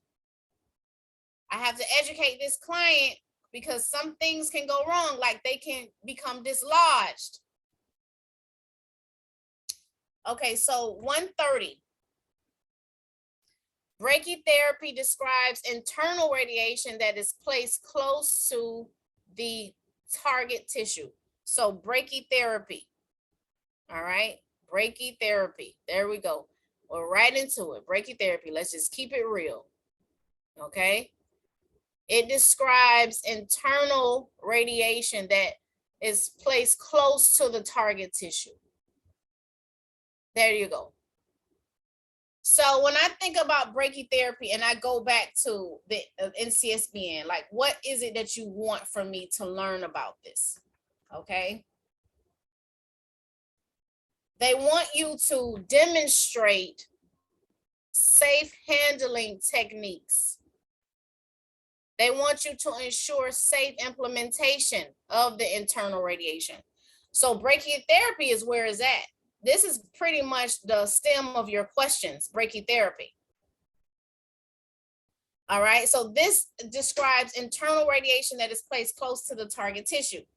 This is done via placement in a body orifice like a vagina, or a body cavity like an abdomen, or delivered via IV such as radionuclide iodine, which is absorbed by the thyroid.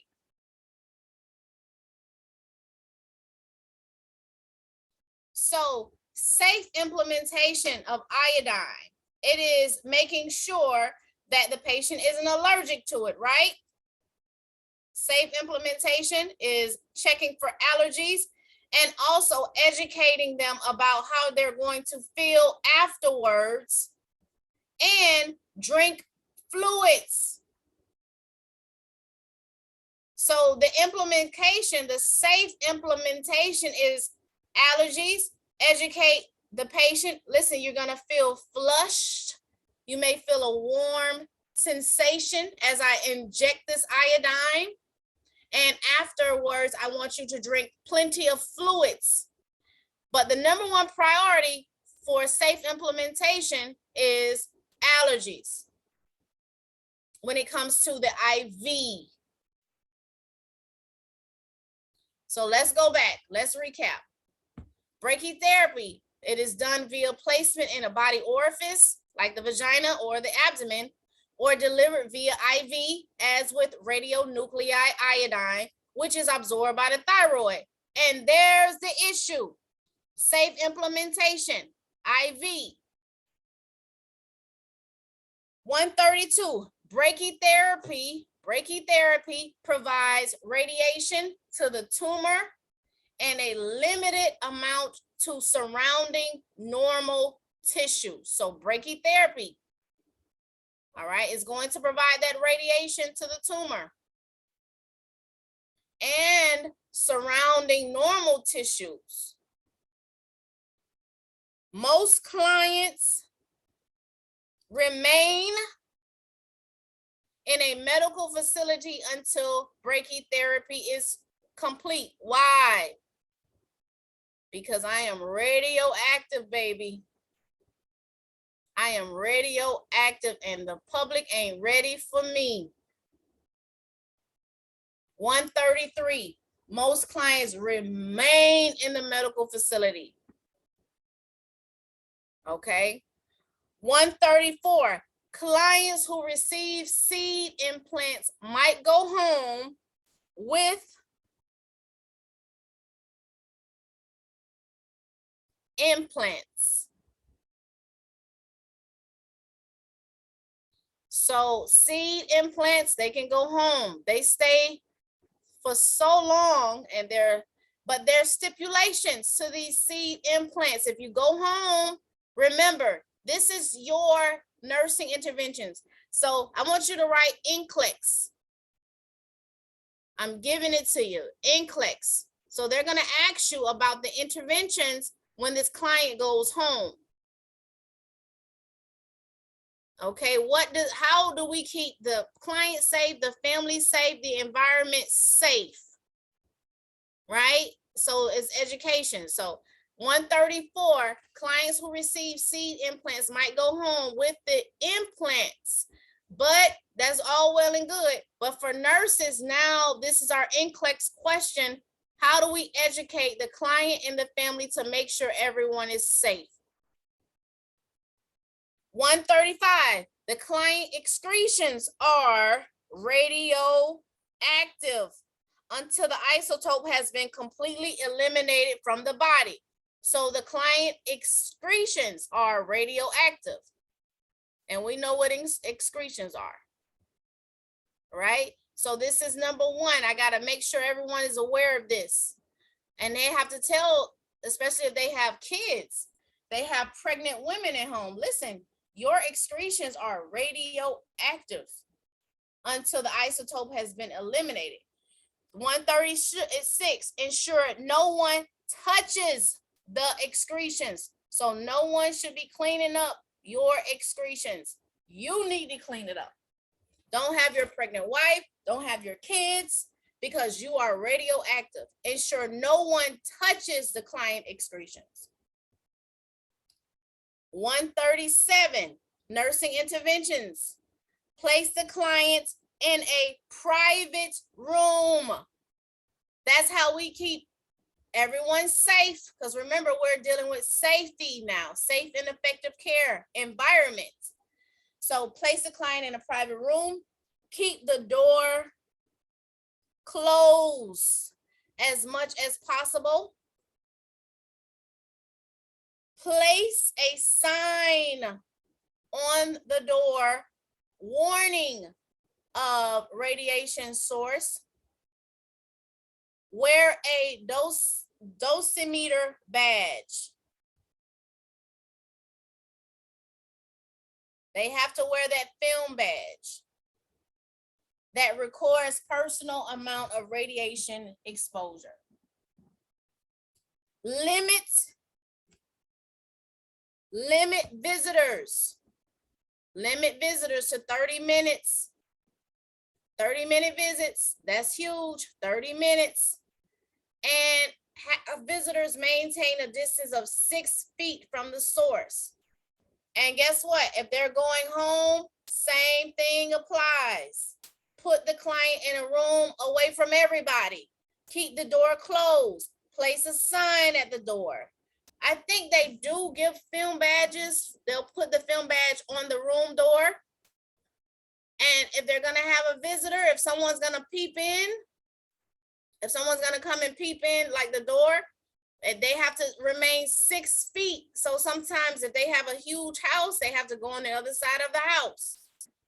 They have to limit visitors. Even if they live with them, they should not be in the room. All right, limit visitors to 30-minute visits and have visitors maintain a distance of 6 feet, 6 feet from the source. Put a sign on the door, even at the house. Let everybody know. Individuals who are pregnant or trying to conceive or under the age of 16 should not enter the client's room. If they're pregnant, trying to conceive, or under the age of 16, they shouldn't enter the room. That's at the home or the hospital. Home or hospital. Wear a lead apron while providing care. Keep the front of the apron facing the source of radiation. Keep a lead container. Okay, lead container in the client's room if the delivery method could allow spontaneous loss of radioactive material. Keep that lead container and those lead tongues. Write down tongues to pick it up. 145, tongues are available for placing radioactive material in the container. Remember that, tongues, remember.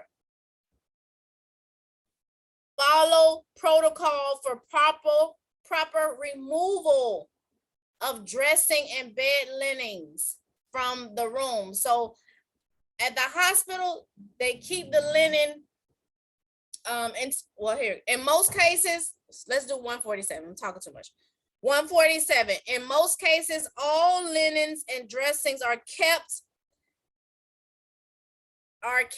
in the client's room until the radiation source is removed to ensure it is not lost in the trash or the laundry.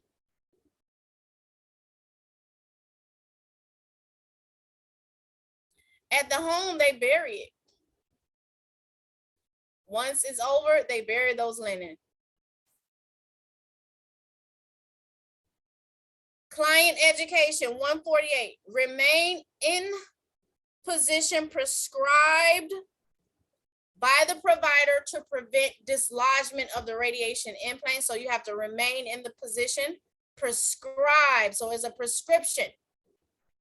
Call the nurse for assistance with elimination.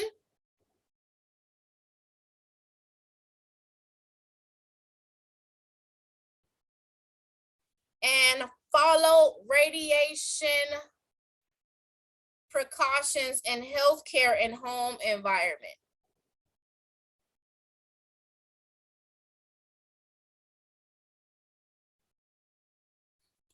So that's a huge handling infectious material, guys. It has a lot to do with that brachytherapy and radiation therapy.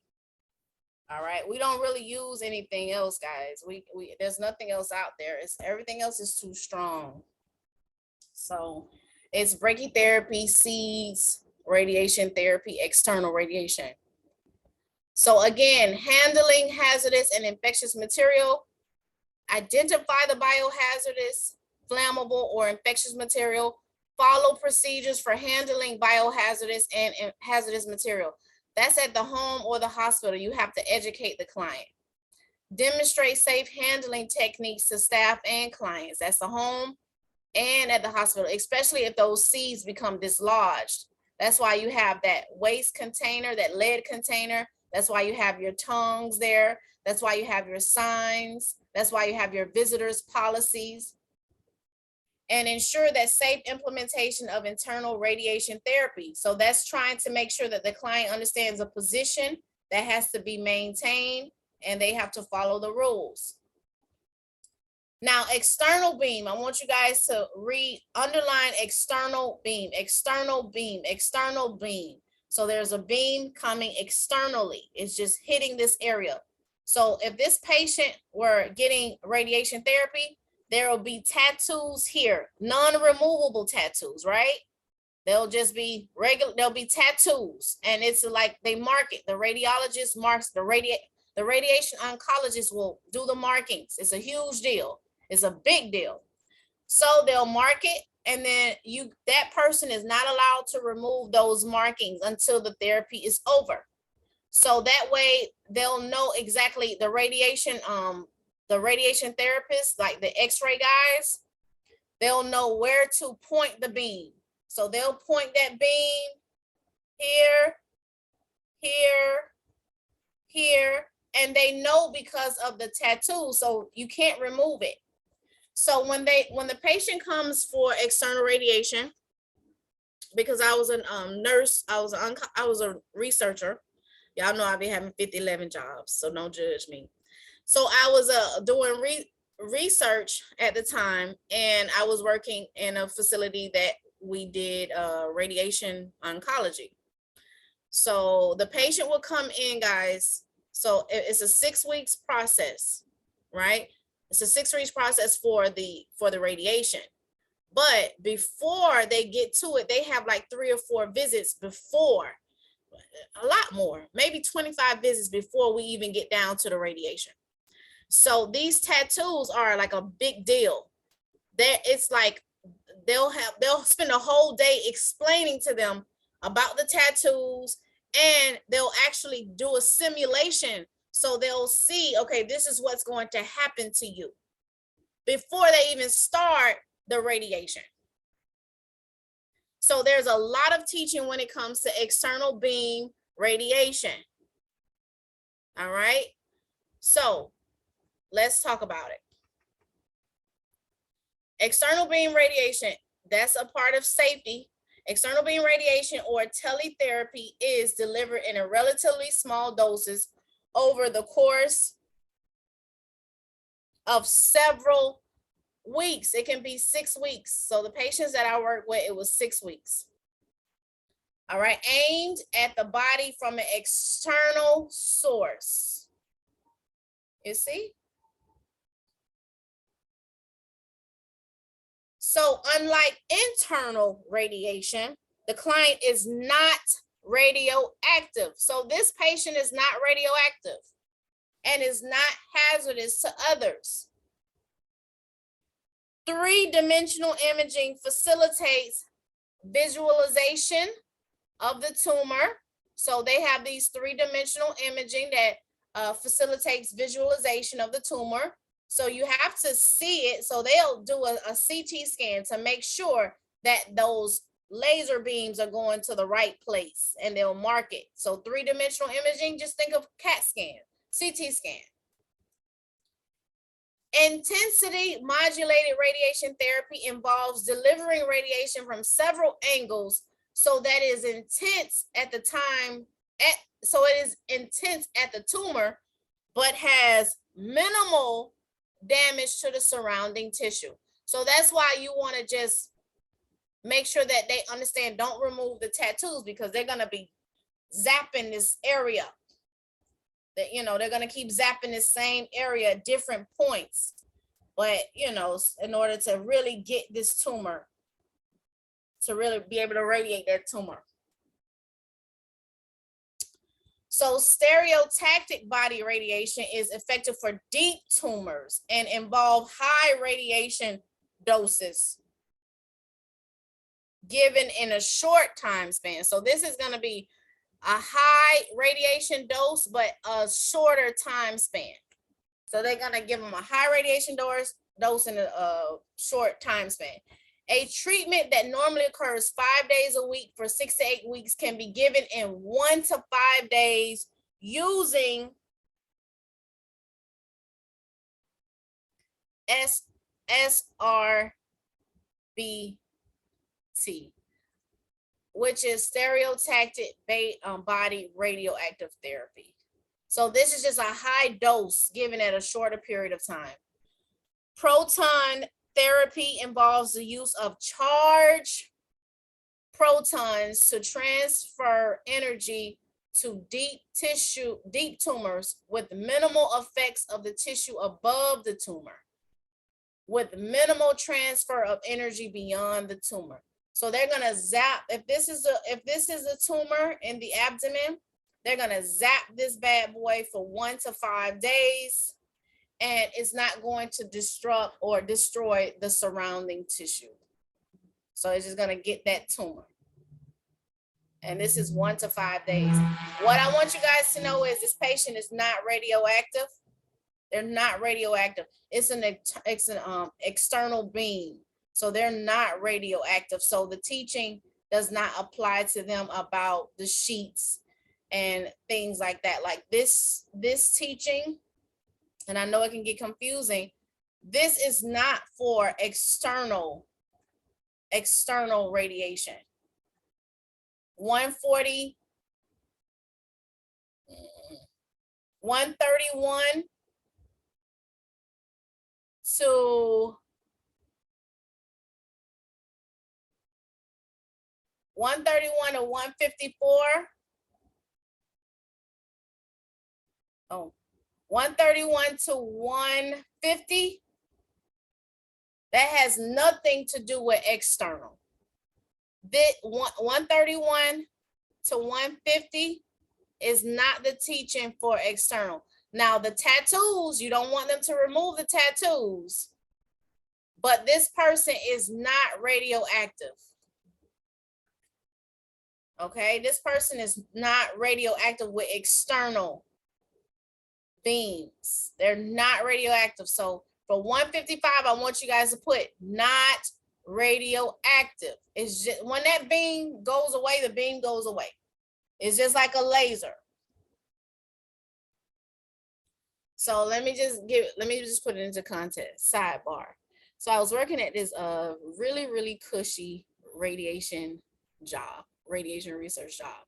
And we did radiation, like in the building, you would have patients who would come in and get the radiation therapy. So no other researcher wanted to go into the building because they thought that the radiation just stayed in the air. Now I'm an x-ray tech. I was an x-ray tech before I was a nurse. So I know that once you turn off the machine, the radiation is gone, right? So I was able to get this cushy job because I knew that once you hit the button and release the button, the radiation stops. So you have a whole office full of women who don't want to work at this easiest job of my entire life. I gained 30 pounds, easiest job of my life, because they thought that radiation remained in the air. Once that radiation beam is gone, the radiation is gone. Yeah. And it was the easiest. I mean, I gained weight because it was just, I did nothing. I probably worked there for 6 months. I promise you I did maybe 5 minutes worth of work in 6 months. So, but a lot of people didn't want to work there because they were under the impression that the radiation was in the air.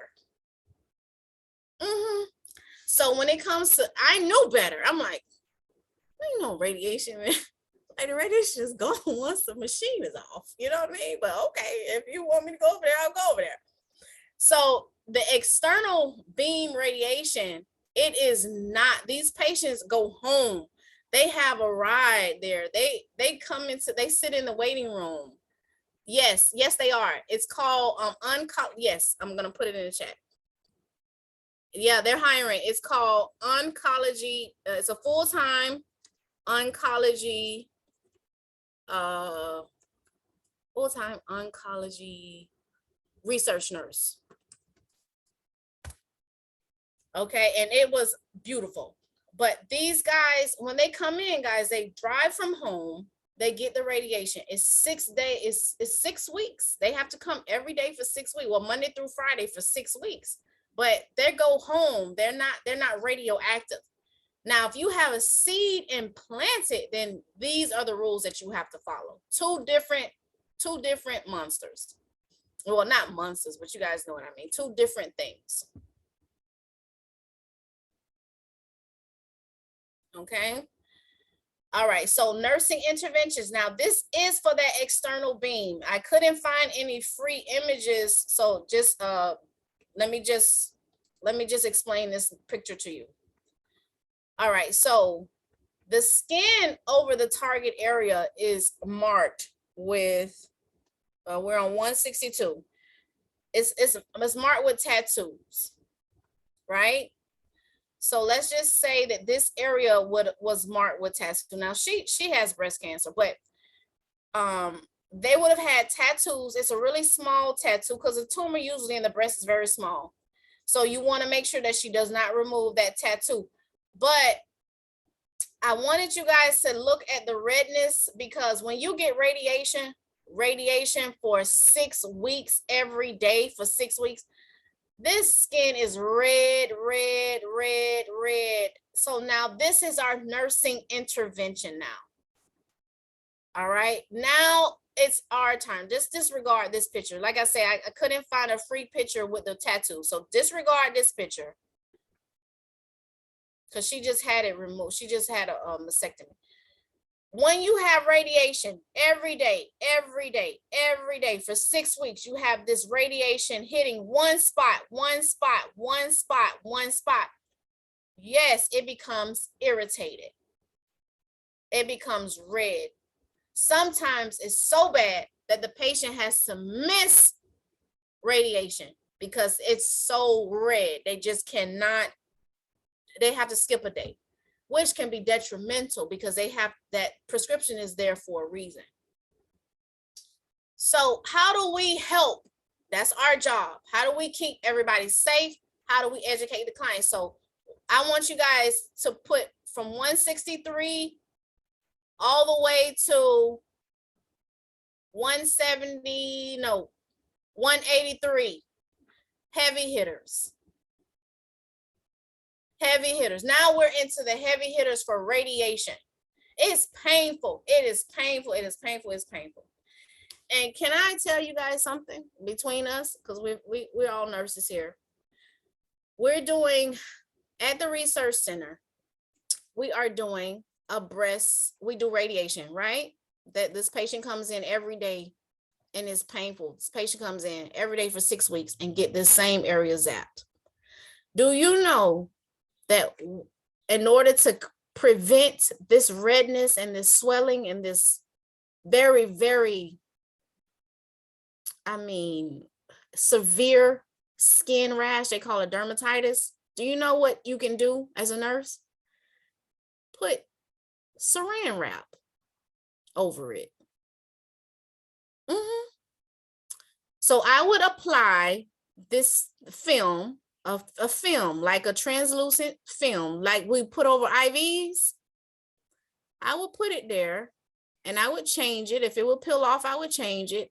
Some days I didn't have to change it. And do you know that the patient doesn't get one burn, no rash, all because of the same material we use for the IV? we covered the breast. Can you imagine? Yeah, it's going to be the standard of care from now on. They're going to, but I'm getting ahead of myself. For us, they're trying to change it because it's so bad. And yeah, just simply saran wrap. Yeah. So as a nurse, we know that this is a problem. It's a problem, right? This redness is a problem.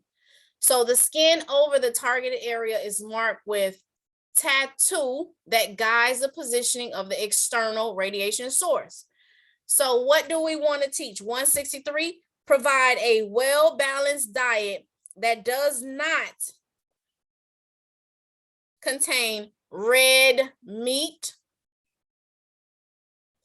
That does not contain red meat. 165, radiation can cause, I don't know how to say this, guys, but it's the meaning is altered taste. Now I'm going to give it to you because they're going to give it to you. This word means altered taste. Altered taste. You cannot, this patient cannot eat red meat. And I'm going to tell you something. It is the truth. It is a truth. It is a truth. I was taking a medication for PTSD and I tried to eat some red meat. I thought I was going to die. It gives you the worst, an altered taste as dysgeusia. All right, it's unpalatable, like you cannot eat it. Yeah, it's true. It's true. Radiation causes some serious issues. And for nurses, let me just tell you something. Let me tell you what I learned. Sierra, what I learned.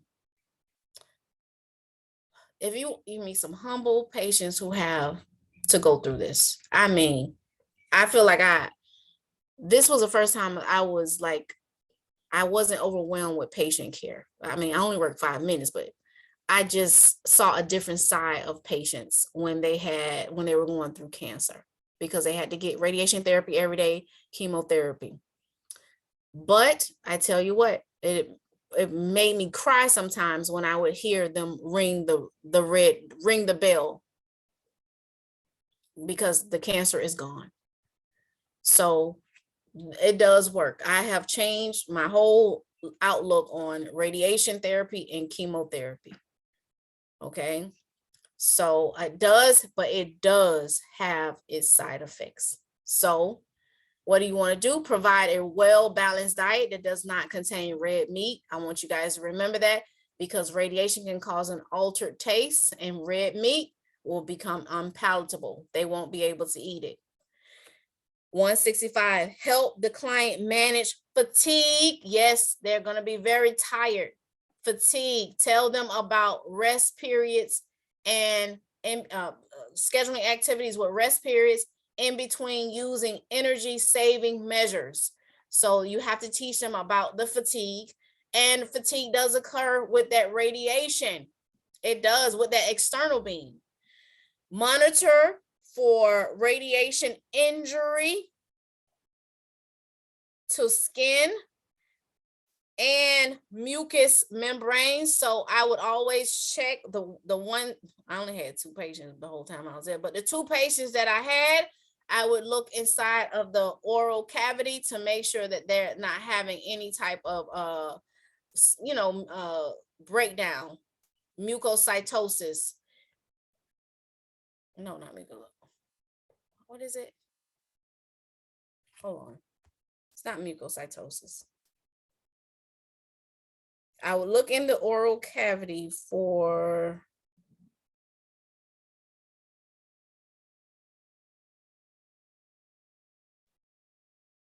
oral mucositis is a common. All right, mucositis. So 166. Let me just go back. Let me recap. Let me just go back.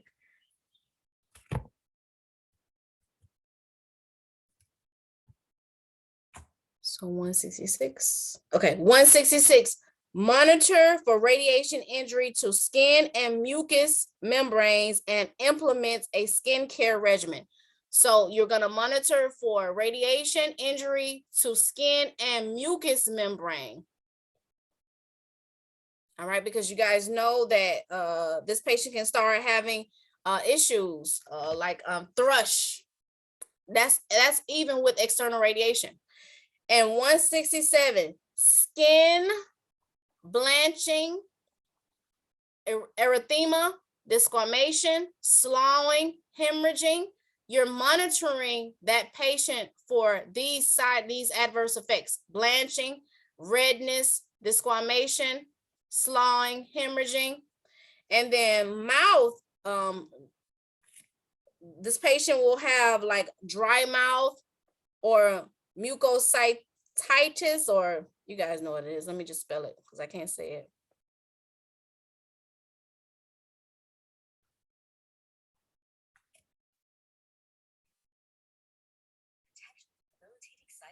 Here, let me let you hear it. I don't want to cheat you.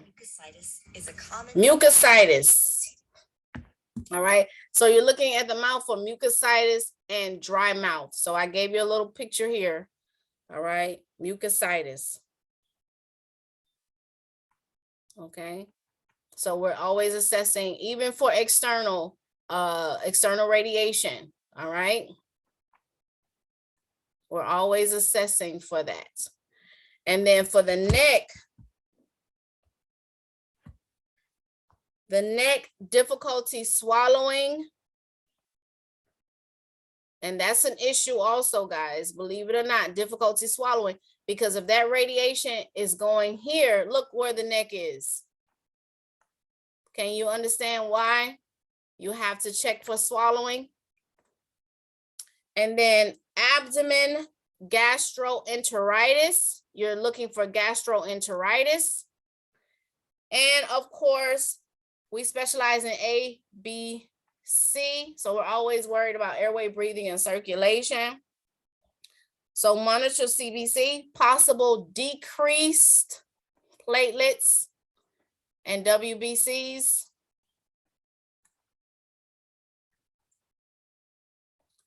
$175, client teaching.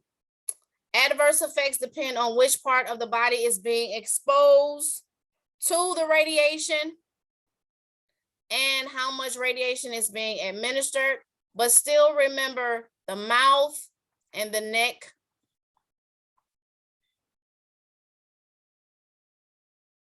If I can't say it, guys. If this does occur, the M, if it does occur, 173, avoid spicy, salty, acidic foods. Try eating foods that are cold.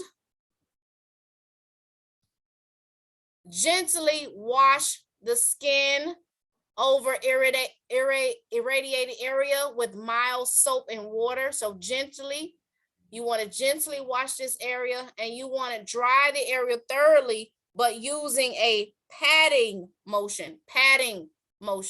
So you want to pat dry. Use the hands to clean the skin rather than a washcloth. Use the hands to clean rather than a washcloth. So no washcloth. No washcloth. Just use your hands. All right. No washcloth. That's too rough.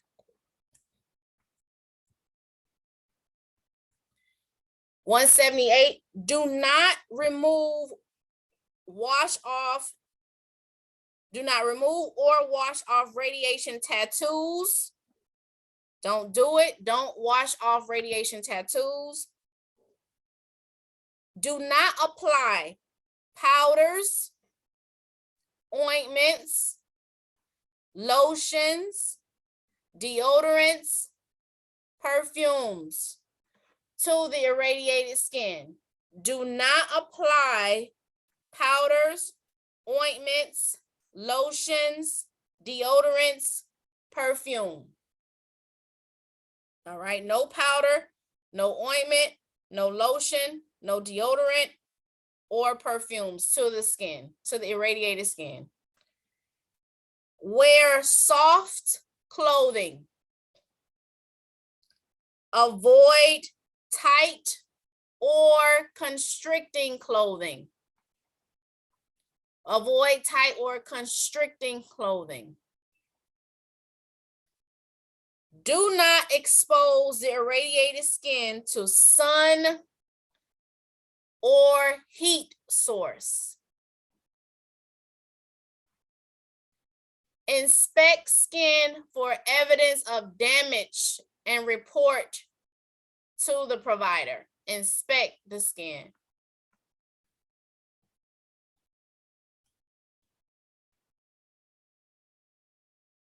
Inspect skin. All right, home safety. We'll do this tomorrow. Well, let's just knock it out real quick, guys. Just knock it out. Just bear with me, so that way we can start fresh tomorrow.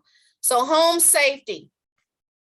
Home safety, according to the NCSBN, assess the need for home modifications. So that's you.